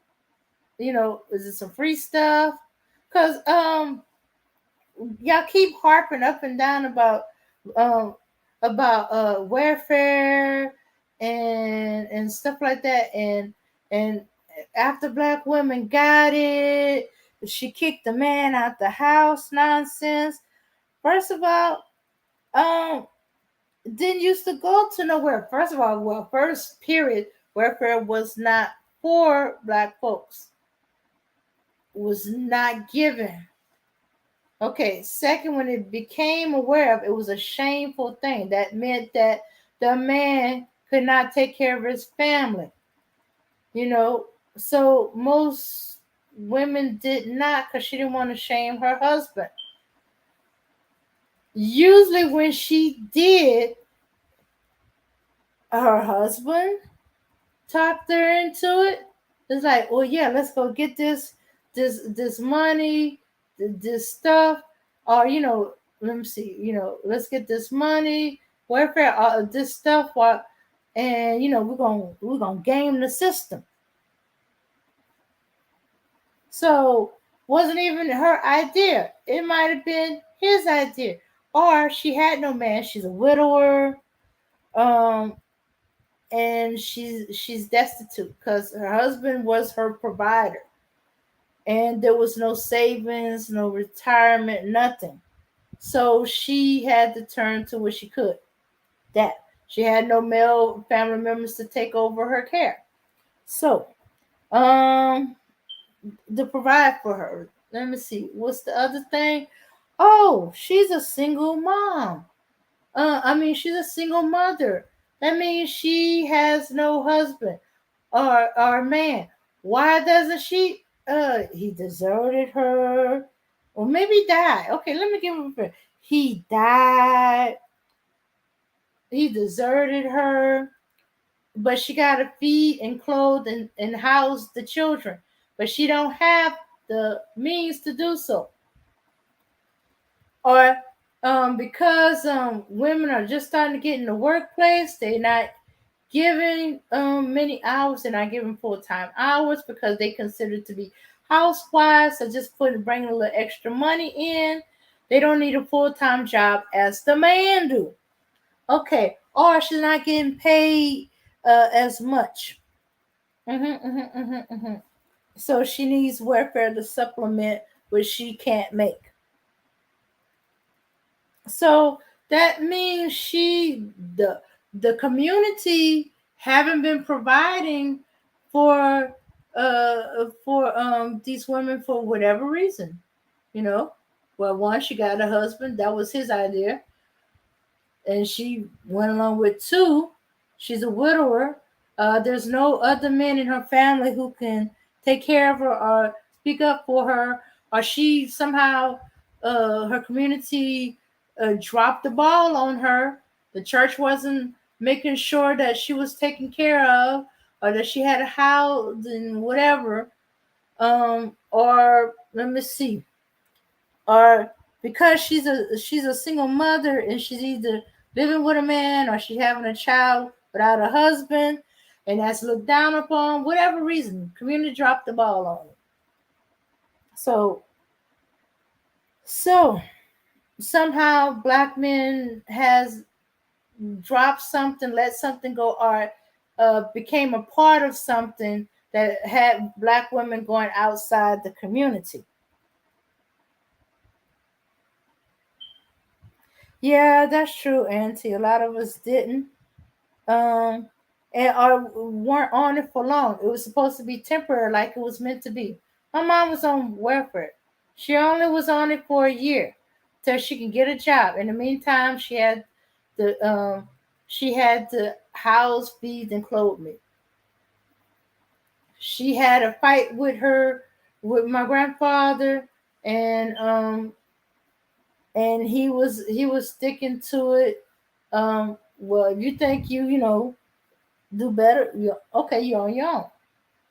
All right. So, as I said, it was temporary. As far as I can remember, it only was for about a year. Yep. Yep. Let's see. So, yeah, it was temporary, just till she could get on her feet. Not to mention, there's not enough there to do much of anything. At that time is, or at least at the time that I was there, because you was never given the full amount. You was not given the full amount as the non-black people did and stuff like that. So you just got just enough. Like if they were paying you rent, you got just enough to pay the rent. There was no extra. You got food stamp. You got food, but you didn't get enough for extra, like toilet paper, soap. I remember that was the main thing my mom was complaining about. Uh, if she got a check where it was just enough to pay for the stuff that food stamp didn't cover. Um, so she just maybe had a few dollars, just enough to get the soap, the toilet paper, and something else. Okay. All right. So let's go back to the video.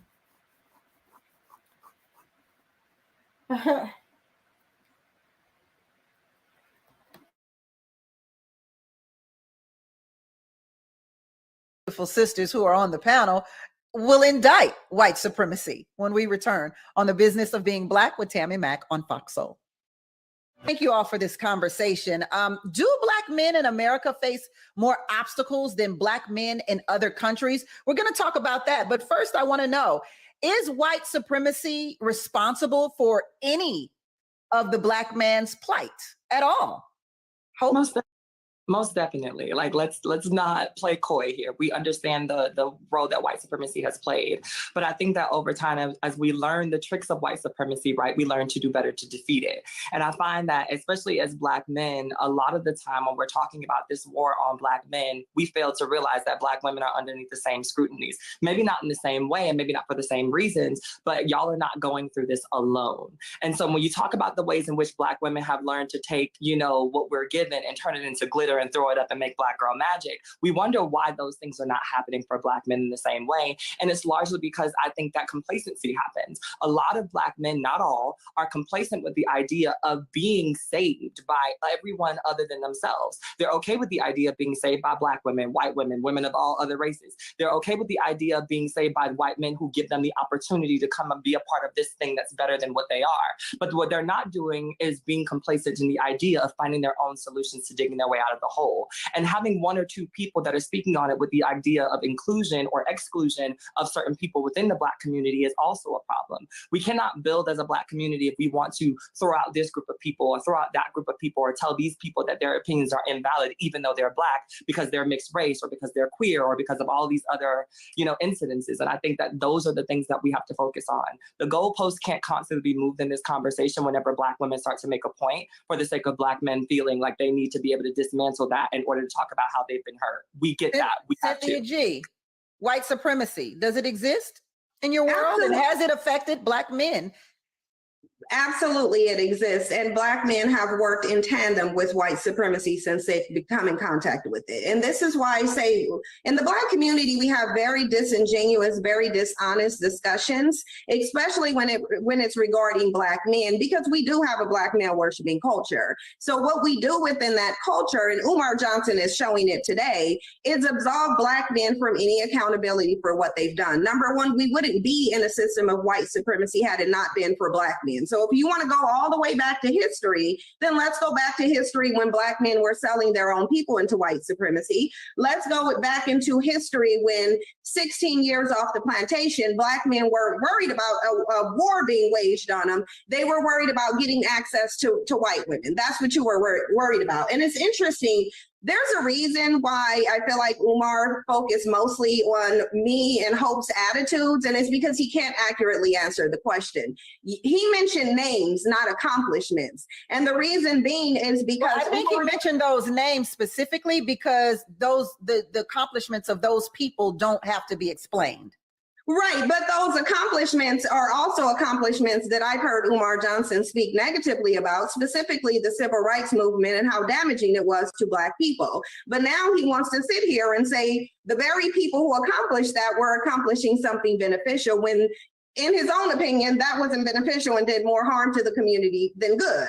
So I think that because we're having such a dishonest discussion where Black men don't want to take accountability for what they've done, they want to be the victims of society, but then they want submission from the women. The bottom line is I'm not willing to deflect from the fact that, number one, Black men are the greatest non-white contributors to white supremacy. Let's just be real. White supremacy couldn't even exist without Black men's compliance. They're always uplifting whiteness, biracial children, and trying to assimilate. And that's why I went back to the notion of the only time Black men truly feel like there's a war against them is when they feel like they're being punished for something white men do. At the end of the day, y'all dropped the ball. You're blaming white supremacy on your failures. We already know there's oppression, but Black women are double oppressed. We have more barriers to face. You have male privilege in a patriarchal system and you can't even get it right. Well, Dr. Umar, I think— Okay, all right. Woo, that's a lot. Okay, all right. Woo. All right. Okay. So, some of it sounds a little bit. What I was trying to say is, that something happened in the Black community where the ball was dropped, and these women had to go outside of the Black community to get the assist they need. And because of that, and each generation it gets more and more, somehow we've become accomplices in the white supremacist system into let's see, um, against accomplices with the white supremacist system against black men. Sure. Hey Remy, I see you was able to make it. Yeah, my phone. Basically, the signal was just going in and out, so that's why I couldn't come up when I actually asked for the link. So, Yeah. there's a lot of interesting points that Sinji has made, and you just can't really deny that. Just a lot of the stuff that she has said does make sense.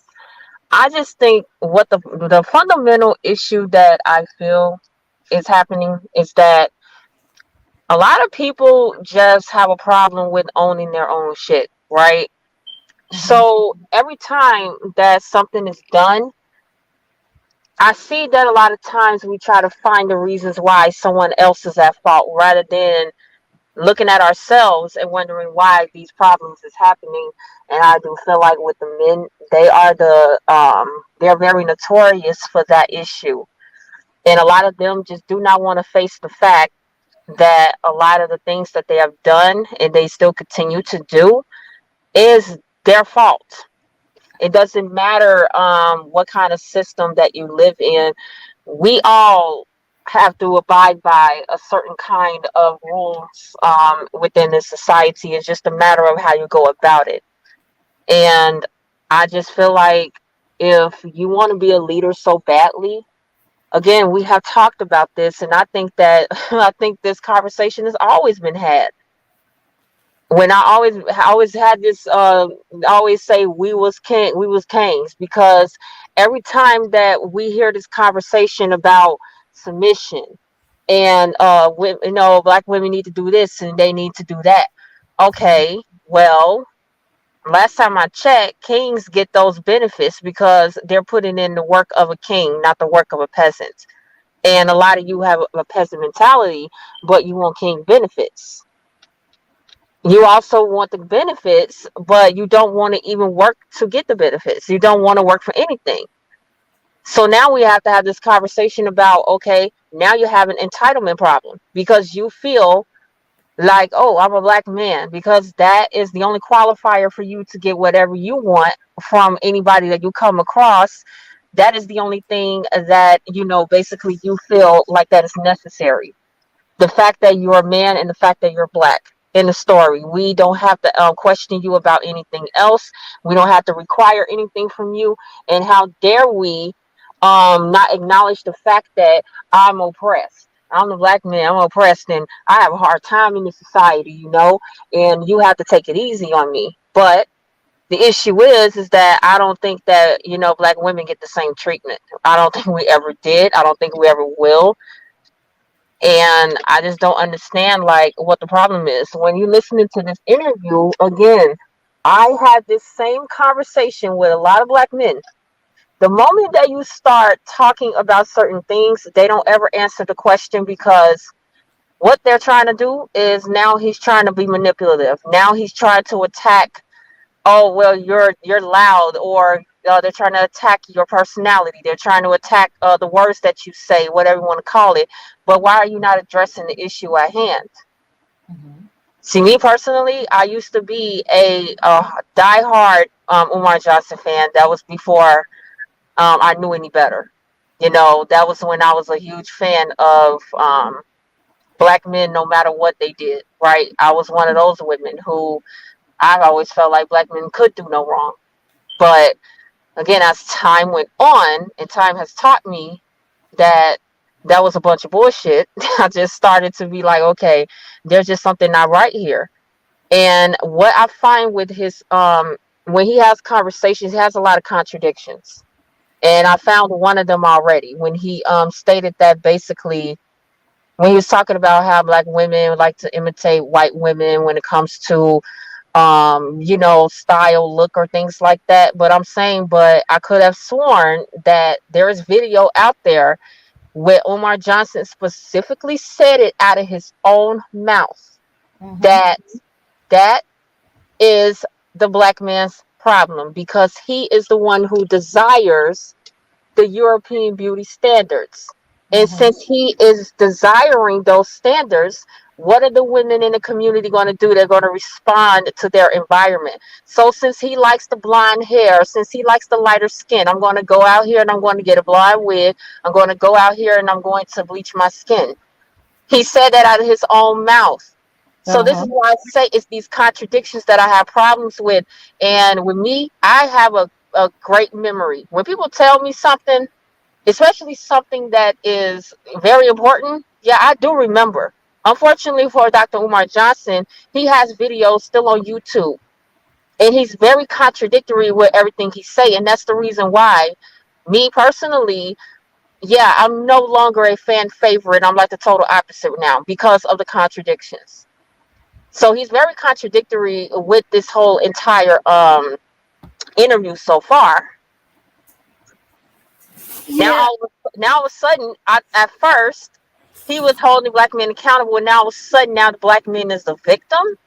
Like, wait a minute here. Like, okay, so when did we start having that conversation?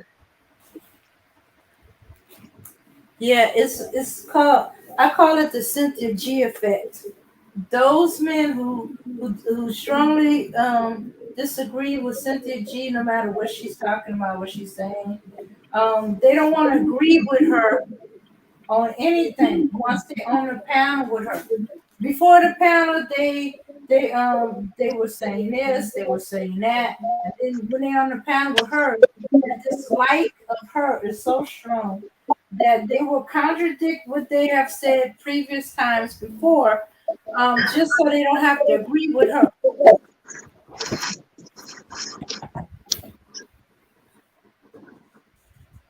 Absolutely, and I definitely agree with that. It's just unfortunate that your hatred or what your dislike, or let's just say that your dislike for someone will cause you to step out of your character in order to do what exactly? If anything, it makes you look bad. It doesn't make that person look bad. You're the one that's looking bad because now you're contradicting yourself. Then what can we believe that comes out of your mouth? If you say one thing and now you're saying a total different thing, it's like, okay, so how can we trust you with any word that you say? But in reality, look, here's the thing. I've always been saying, and I'm going to continue to say it. At the end of the day, look, a lot of the men, look, they just don't want to be accountable for anything. They don't want to be accountable. They don't want to put in the work to make themselves better, the community better. At this point, that's just the way it is. They want everybody else to be at fault. The white man is the problem. The black woman is the problem. King Tut is the problem. Like, everyone is the problem. He's never the issue. He's always the victim. This is why I always say they like the victim position. They're always going to find a way to become the victim, even if the fact that they're the perpetrator is no different than when they have a Chester in their family, or they are the Chester themselves. Like, for instance, if they're after young women, or women that is underage, somehow, some way, they're going to make it the little girl's fault. Oh, it's her fault. She was enticing. She did this. She did that. They're always the victim. They could pull out a gun right now and shoot 20 people, and I bet you there's going to be some story out here talking about how they was the victim. Something happened to him. That's the reason why he did what he did. They don't want to be accountable for anything that they do. So now we have to start talking about, okay, well, are they children? Are they kids? Because, kids, even kids are held accountable, but the mentality that they have is that they don't have to be held accountable for any goddamn thing. And then for you to turn around and always talking about, well, women, what you need to do is mind your damn business. Men are not in the woman's business. They're minding their own business. That is what I don't understand. It's like, why can't they get it together for themselves? Why is it always, well, the women? Well, what about the women? What about us? At the end of the day, the world is staring at you. They're staring at the women and children. They're looking at you. No one care. I'm not saying they don't care, but they probably kind of don't. But no one cares about what the women and children are doing in the community. They care about what the men are doing. And it doesn't matter how much they try to no matter how much they try to get out of the line of fire. I mean, they would try any way they can, but at the end of the day, you're still going to be held to a much higher standard. And if that is something that you can accept, then you need to say that. But don't be out here talking about, well, I don't want to do nothing. But then when the benefits come along, now all of a sudden you in line to basically get your welfare benefits, because that's what it seems like to me. Now you want to be king. Now you want to be kings. Now all of a sudden you want to be kings when the benefits is rolling in. But when the work is starting, oh, I want to be king no more. No. It's the uncertainty. It's basically, there is absolutely no stability when it comes to our community and who we could depend on when it comes to them. It's like talking to a very undecisive child. You know how like kids are, either they want candy or ice cream. It's like with them, they can't make a choice. They don't know what they want to be. They don't want to be king today. I want to be a peasant today. I want to be this today. You just never know with them. And this is why a lot of confusion is happening. What I think the most essential thing is this. Okay. I think in order to make all of this better, I think Black men should need to start being honest about what they want to do in regards to what their position will be in society, for one, and in the community, for two. If everybody start being honest, then maybe, just maybe, you can get a little respect. But until then, this is the conversation that is going to continuously go around and round, because again, the answers is just 1 + 1 is 3. The math ain't mathing for a lot of people. Math ain't mathing for me. It never did, because a lot of things don't add up. So this is why a lot of stuff don't sound good. It doesn't sound right. This is why all the confusion is going on around here, because we're not getting straight answers and we're not getting the information that we so well deserve. If you don't want to do anything for the community, then you need to say that. However, again, like I always say, it's all or nothing. But that's all I got to say. So I'm going to go ahead and drop off. Okay. All right. So, well, yeah. I think they need to be honest that they don't want to. They don't want to do the work that requires leadership. They don't want to be the targets. It's too hard. It's too hard being a man. Everybody expect me to do everything. Okay. Oh, let me cut that out. I don't know why all of a sudden I had the Tin Man stuck in my head. You know. Okay. Okay, look. Men, okay. If you're going to be leaders and you're going to accept that as men are the leaders, then y'all got to do the work. Your work is not to police us. Your work is to take care of business. What business? Okay. Job, employment, property, home, transportation to get you to whatever you got to do. Education, if you need education. Try to grab a hold as many things as you can. You know, don't stop. Don't stop. You know, you reach a plateau. Okay, like for example, okay, and I heard quite a few YouTubers, including Black Knight, say this. Okay, in the trucking industry. Okay, I'm using that as an example because that's what I heard about more.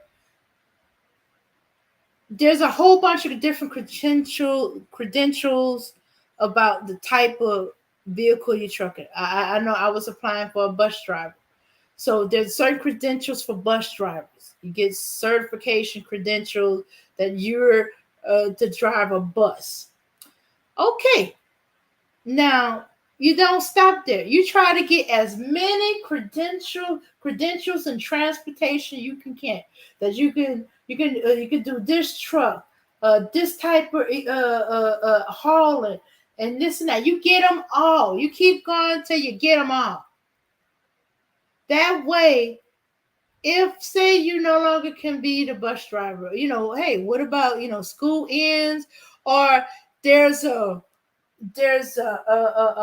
quarantine shutdown and no kids are going to school, so there's no bus driving. You can go and truck driving, all these other different credentials. Okay, there's other levels of it. I know being in business for yourself. I don't know. I can't remember them all, but basically, you kind of get the idea. Don't stop. Unfortunately, there are some men. Okay, they get their credentials to be a heavy equipment operator. I think that's part of the CDL thing. At least that's what I think my cousin was trying to tell me.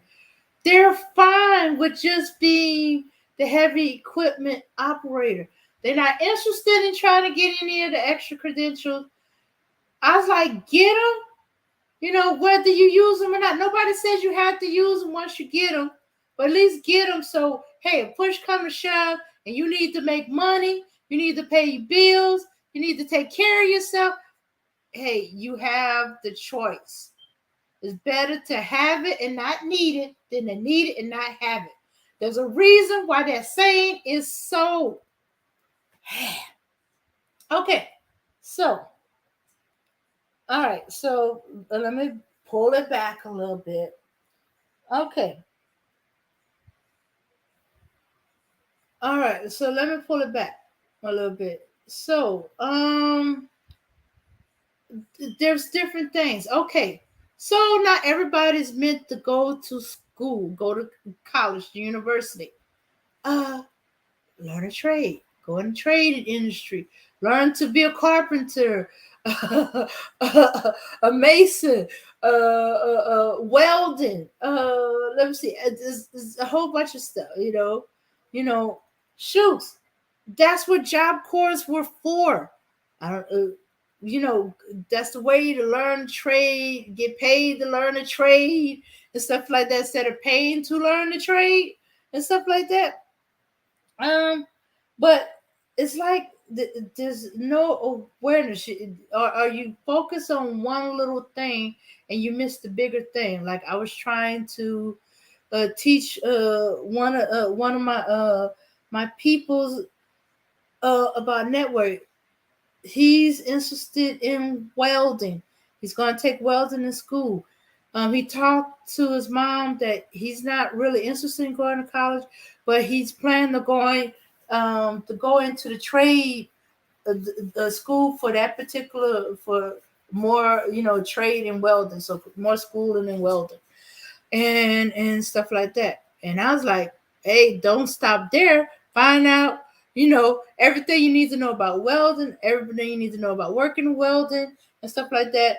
And, and he was thinking in terms, I'm finna take welding in high school.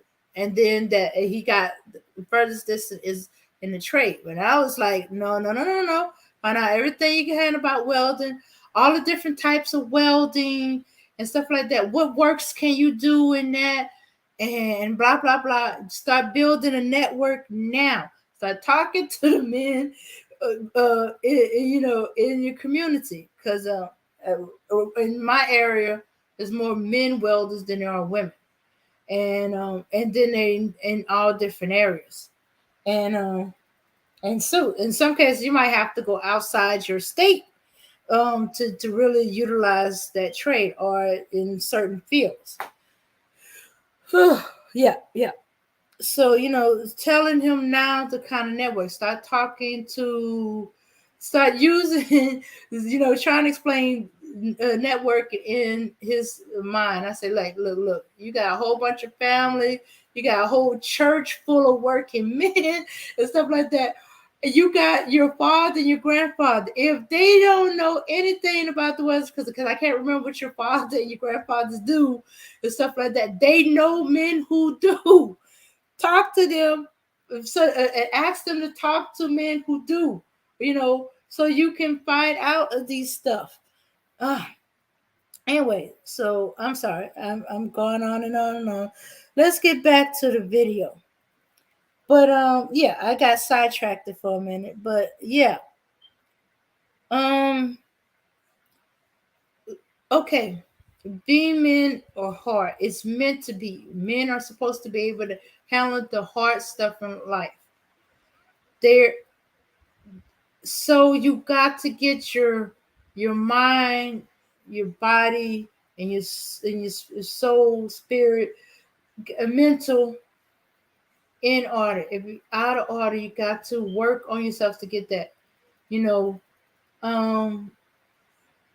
The physical, strength, mental. You might need to deal with some issues. Might need therapy. You might need to talk to somebody.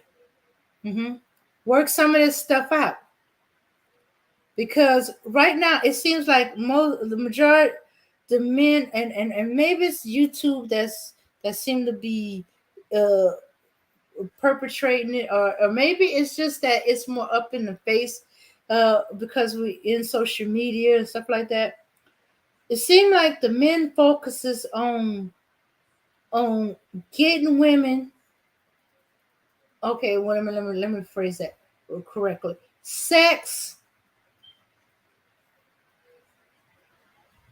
Well, it seems like their focus is on sex and women, or are somehow trying to find a way to get women to serve them. Some kind of not sex and how to get women to serve them without them having to do anything. Is it weird? But anyway, guys, feel free to correct me. But is it just me, or that seem to be a majority of what it is? That's what all this talk is about. That's all this downplaying and trying to shame women and talk about the hair and makeup and her being overweight and her hitting the wall and her being a single mother. And I'm like, if these are not the things you're interested in, these are not the women you're interested in, keep going until you find the one you're interested in. Don't focus on the ones you're not interested in. Unless you're secretly interested in them, then be honest with it, come out and stop trying to squeeze her into some kind of thing she isn't. But that makes too much sense. But anyway, back to the video. Dr. Umar, I think we all know your stance on interracial marriages. Absolutely. But let me also so please acknowledge what the rest of what Cynthia G has said. Absolutely. I'm not sure where Sister Cynthia took history class, but if you know anything about the transatlantic slave trade, the transatlantic slave trade was a European enterprise. I'm talking about the sub-Saharan. I'm talking about the sub-Saharan slave trade. You should go look into it. Excuse me. You address me. May I finish? Go look into the sub-Saharan slave trade where black men are trading their women and children for alcohol and tobacco. Monologue. May I finish? Go ahead, Dr. Umar. The transatlantic slave trade was a European enterprise. It was not an African enterprise. Although there were some chiefs who participated in it, by no means did they control the direction and extension of the transatlantic slave trade. So that's number one. Number two, black men resisted enslavement, not only on the shores of Africa, but right here in America. We celebrate Nat Turner Denmark Vesey, Gabriel Prosser. There's literally hundreds of documented attempts by African men to liberate not only themselves, but their women and their children. So to act like we just sat there and we're complicit in our own oppression is absolutely ridiculous. The other point I want to clarify for your information, Cynthia G, you've never, ever heard me condemn the civil rights movement. The good Reverend Dr. Martin Luther King Jr. is a hero of mine. And despite me being a Pan-African nationalist, I take issue with other Black nationalists who do want to dismiss Dr. King's accomplishment.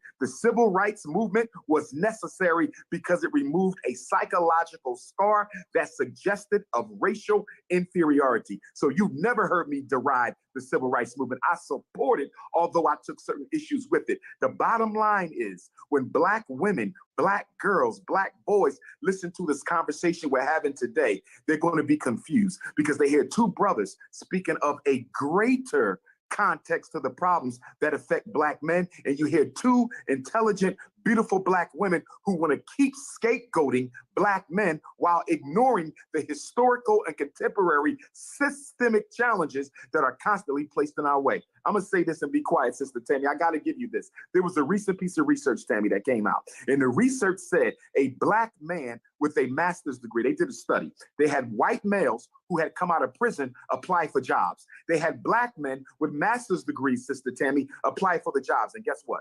The white males with prison history and no education were called back more than 75% of the time than Black men with no prison history and a master's degree. I'm aware of that. I am aware of that, of that survey. Okay, maybe I'm too nonchalant or okay, one that's always been the case. Yes, white white was always chosen over Black. Yes. That's been the case always. And it's still the fact that it's still being done today shows that maybe the civil rights didn't work as well as we thought. But from what I understand, or maybe maybe from what I was told, that okay, was trying to get equal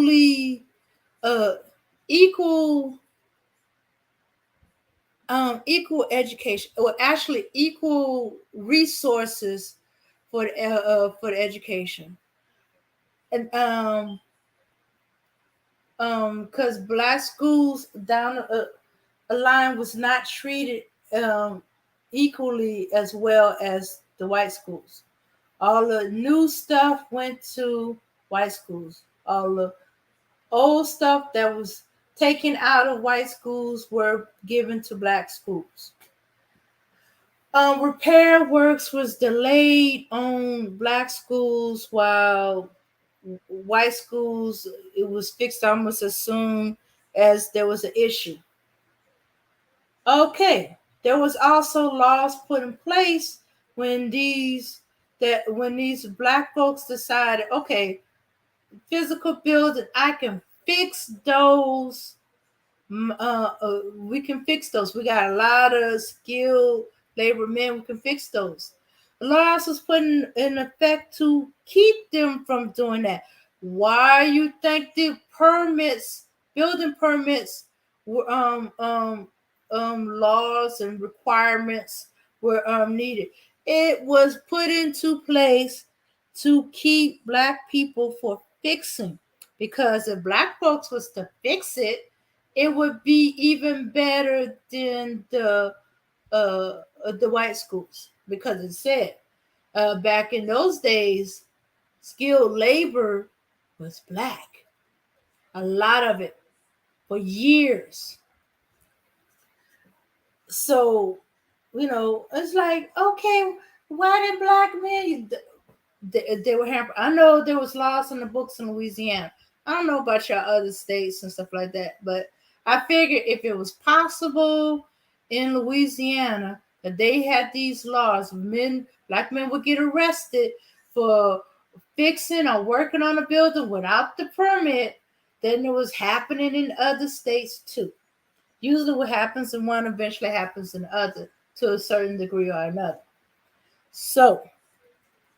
Okay, so they wanted to make equal. So they were putting pressure on, from what I understand. Civil rights was about putting the pressure on. You either make these schools equal, as like y'all claiming you are, which y'all not doing, or let's eliminate the schools altogether, be no black, no white, but just all be at the school.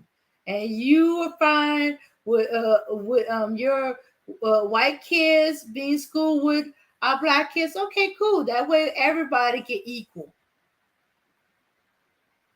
And so, as far as I know, it was kind of a bluff. Either you going to do right and do the separate equal and make sure it's equal. The money goes down the center for both the white and the black schools.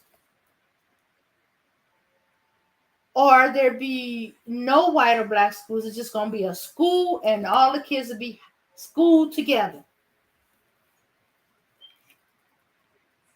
And that's what was the start of what was trying to be done.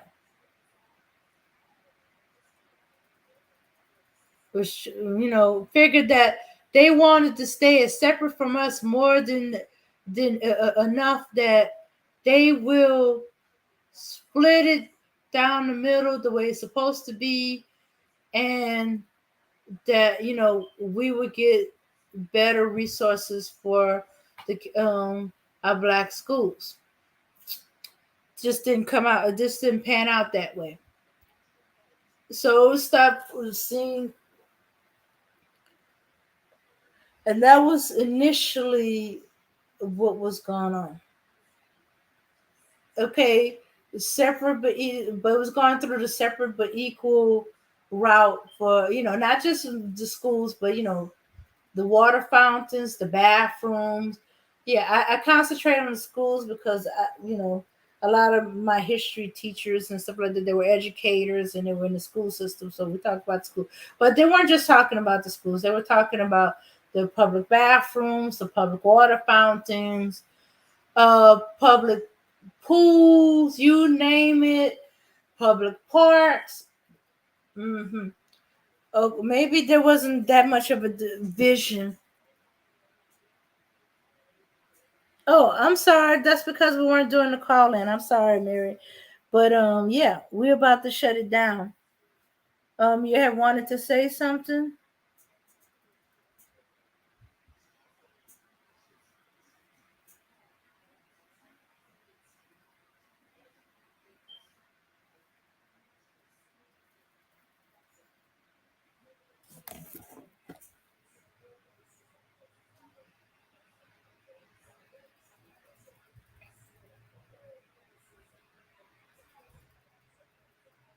Okay.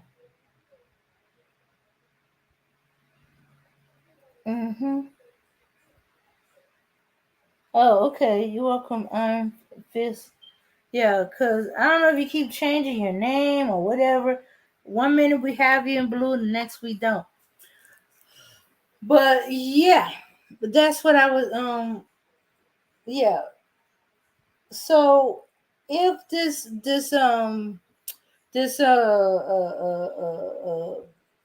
what he called it, this this of this survey that they were testing. Okay, so if that's still going on, the civil rights was not successful, because of course white men will always be chosen over black men, even though master degree qualifies, have never been in any kind of criminal enterprise or stuff like that. Yes, has always been there. The thing is, there's too many of y'all that's starting to believe, oh, racism is over with. That don't happen anymore. That was back in the day. No, it's always been there. It's called bias. Instead of them coming out in your face and spitting on you, cursing you out, and lynching you and hauling you in jail for willy-nilly any and everything, it's still going on. Yeah, in the workplace, yeah. Black people were given the worst jobs, you know, uh, and they were called all kind of names. But black folks did not let them stop them from working because hey, they gotta provide for their family. They gotta it's the first step in a goal that they have in mind. Sometimes it panned out, sometimes it didn't. But you do not let these racist MFs stop you. You know, you know. So you took the worst job. You uh and you use it as a stepping stone. Okay, so you might start off as a laborer in a construction company. Even though you might qualify to be the architect. So you become the laborer. Then you work in the construction of the building. Um,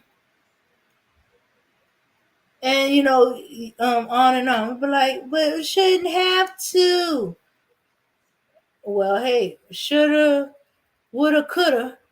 I can't remember how that saying goes. Let me see.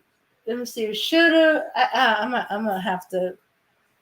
But either way, that is nothing new. But it shouldn't hinder you. You shouldn't let that.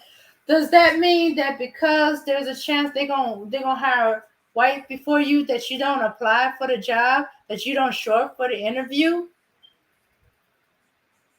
That one or and if some miracle or they don't hire you for the job you was hiring for, they might hire you for maybe the dishwasher. Hey, if you don't have no job, it'll be a job until you can find something better. This is the thing. There are black men who, okay, there are things going on. There's a system going on that hinders black men. But you do not let it hinder you. You push through, you go on.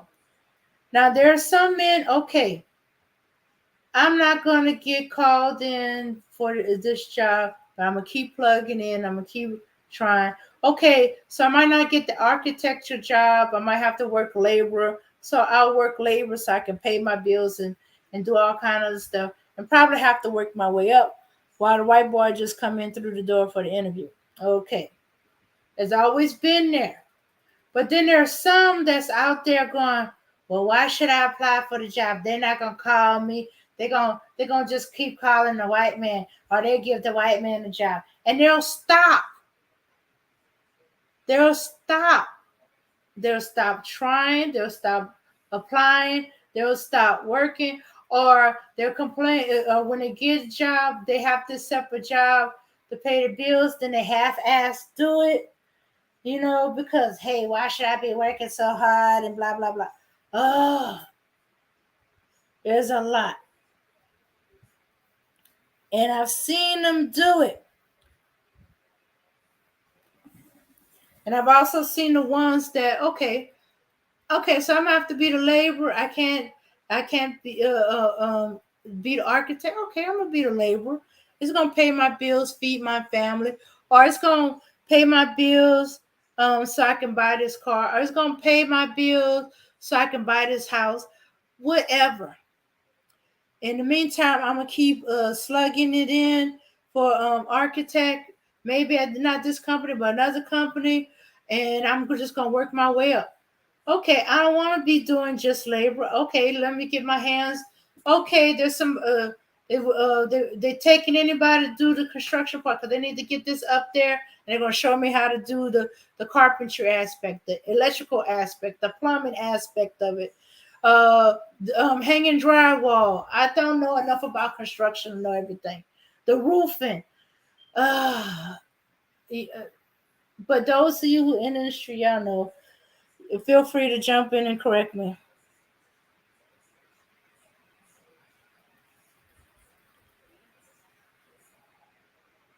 Oh, okay, Iron Fist. Yeah. So that's what we're talking about. We got men who they see the obstacle, they find ways to get around the obstacle, over the obstacle, under the obstacle, move the obstacle, or use the obstacle to help them get to the next step or the next part. You know. In the meantime, we got some, they see the obstacle and they stop. And they start, ooh, I can't push the obstacle. That big old hole is going to get in my way. Can't go around it. There's a big old hole that's in my way. I can't go over it. There's a big old hole on the other side of it. And if I go over it, the stone's going to fall on me. Because the boulder's in my way. I don't think I should even bother. I'm tired just trying to figure out how to do this and stop. Or turn around. In the meantime, the other guy, obstacle, okay, there's a big old hole and there's this stone. I go over, there's a big old hole there. Go around that hole, still there. But maybe if I dig a little bit right in front of the stone and I rolled it, it'll fall in the hole and I can cross over and move on to my next agenda. Yes, Remy, it's always a bunch of excuses. And right now, the guy who figures out either how to get around the obstacle or use the obstacle to as a stepping stone to go on to the next thing he got to do, is few and far between, you know. But there's miles and hundreds of them stopping at an obstacle that there's a huge line of them and it's wrapped around the corner, the building, up the street, you name it. And there's a woman somewhere down there. What's going on? What's this line to? Why we in line? What the hell? Okay, what's going on up there? Let me go see. Hey, what's going on up there? Oh, there's this big this stone. Okay, have you tried going over it? Yeah, but there's a hole on the other side. Well, how big is the hole? Well, if you go around it, either way, you still gonna come across the hole. Okay. All right. Let me take a look at it. Maybe there's a way to use it, or I say, well, what if we just, do this, move some of this out the way, do a little ditch between the boulder and the hole, and then we can just push the boulder in. And she does it. And she crosses over. And it's like, look at her. She's masculine. Instead of letting a man do that, she just went over there, dug a little ditch, pushed the boulder into the hole, and look, she got on her merry way. She don't need no man. Excuse you? Y'all couldn't figure it out. She figured it out. So you mad at her because she figured it out. Okay, so she figured it out. Why don't you just follow along behind her and go on to the next step? Maybe I can work together as a team. So now, she can figure out the problem. You just do the physical part, and y'all push the boulder together. Why weren't you helping her dig the ditch? Why weren't you helping her push the boulder in there? Nope, you were making excuses. That'll never work. Da. Okay. All right. I'm storytelling, and I'm supposed to be wrapping this up, y'all. Okay. Let's see. I am. Hope, I saw you give Dr. Umar the side eye. It's only because I can't, you have 1,001 clips on the internet, but I know for a fact that one of the things that I was offended about in doing research or just seeing you on the internet is that you have definitely talked about your disdain for some of the practices of Dr. Martin Luther King. So to sit here and gaslight us as if most of us have not seen. That's not true. Find the clip. Find the clip. Well, Dr. Omar, you yourself said you yourself just seconds ago said you did find some things in the civil rights movement problematic. But I supported the movement and I still support it. I visit everyone supported every it. time I'm in Atlanta. Nobody, I have never been as a black man, as a black person in America. If we're going to have the conversation, let us be honest. Let's not misrepresent. You're the only one not being honest, Umar. You're not being honest. Find the clip. We don't have to argue about it. We don't have to argue about it. You just admitted to it. We don't need to 60 seconds left on this. 60 seconds left on this segment. We won't be able to find the clip on this show. But Hope, finish. Hope. Essentially, whether we find the clip or not, we know that those things have been said, and you know that you've said controversial things. Once again, we see you moving the goalpost when you find that. Controversial according to who? We find, once again, because my thing is you and Cynthia can have that dynamic, but I give you the space to speak. Okay. All right. So I'm gonna wrap it up on that note because I gotta go.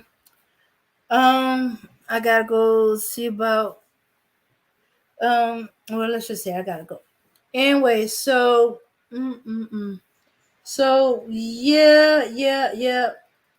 He also admitted there were some things he disagreed with about. Clip, of course he's gonna ask bring the clip. This is a certain time slotted show. They don't have time to go for the looking for the clip. Nobody thinks they have to save the clip that you's gonna be claiming to be a civil rights supporter when you're not. Okay, there are civil rights supporters that they participate in the civil rights and everything dealing with civil rights, and then there's civil rights supporters that they didn't necessarily agree on everything, but they accept the benefits that the civil rights have created, and they walk with it. Like, for instance, my grandfather thought the civil rights were crazy. He wasn't doing all that stuff. He and putting yourself in a position to be attacked by white folks and all that other stuff. He didn't always agree with Martin Luther King way of doing it. He wasn't that into the politics thing. He was like, I'm trying to work.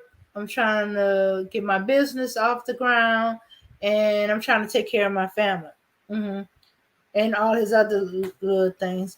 But once it did what it did, that don't mean he didn't accept the benefits, but he didn't always agree. But and he'll say that he didn't really support the civil rights like talking about, he didn't provide money. He did not go to the speeches or the marches or whatever. But he didn't stop other people from doing it. He just thought they were a little cuckoo. But there's one time he never claimed that that he was a participant in the civil rights movement, but he wasn't against them neither. He just thought they were cool. But anyway, I gotta go. I'll catch y'all another time.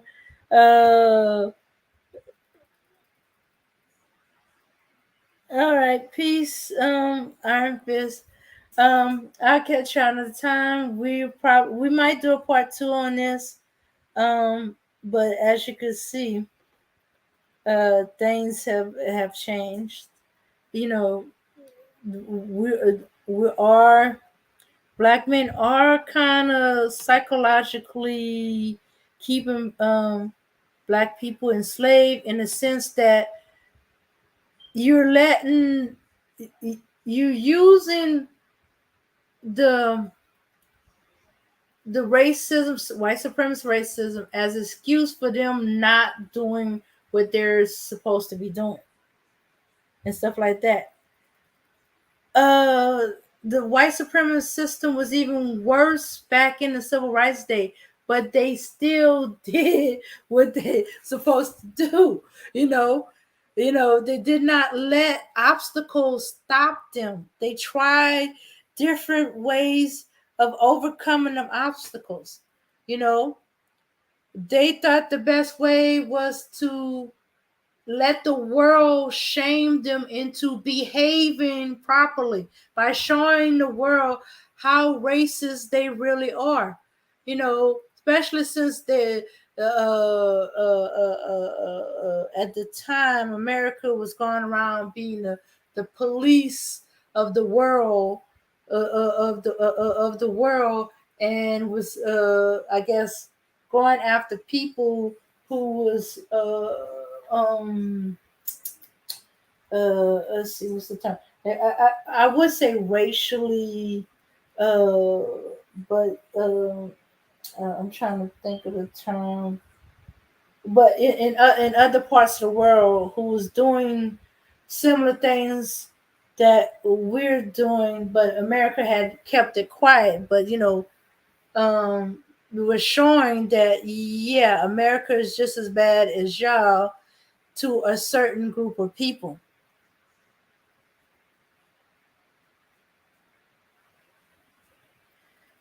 Yeah, okay, Auntie. So yeah, so that's what I'm saying. Okay, yes, we acknowledge that there's a white supremacist system. It's always been there. It's been there from get go. It's not changed. There might have been a few tweaks. It's gone deeper underground, but it's always been there. Instead of men, and I'm not just saying just black men, but right now we're talking about the men and Native leaders. Instead of concentrating their energy on dealing with the system, making sure, to try to get the laws of these systems undone, corrected, or find ways to get around it. Working together, other black men, policing their own community, staying involved with the community. Making things available so our people don't have to go outside of their community for the things they need. We got men who are making excuses why, but yet they channeling that energy at black women and critiquing black women who, if you go push on the shove, is following the black man's lead. So, black women are showing you the symptom, the so-called issues. Black women are showing you the symptoms that was created by black men, or what black men do or say, and is having an effect. It happens over time, you know. All right, but anyway, that's my point of view. So yes, you are psychologically keeping black men enslaved by excusing them and say yes, there is, but we should not let that hinder us. We should not let that stop us. Okay, all right, okay. I'm going to end it right there. Good night. Thank y'all for all coming and participating in the chat. But we're gonna go ahead and end this. And hopefully we'll have a part 2 to this one soon, so we can continue on with this conversation. All right, everybody. Peace, power, and unity. Until ladies' night, which will be 8 o'clock Eastern Standard Time. I'll see y'all all for ladies' night. Peace.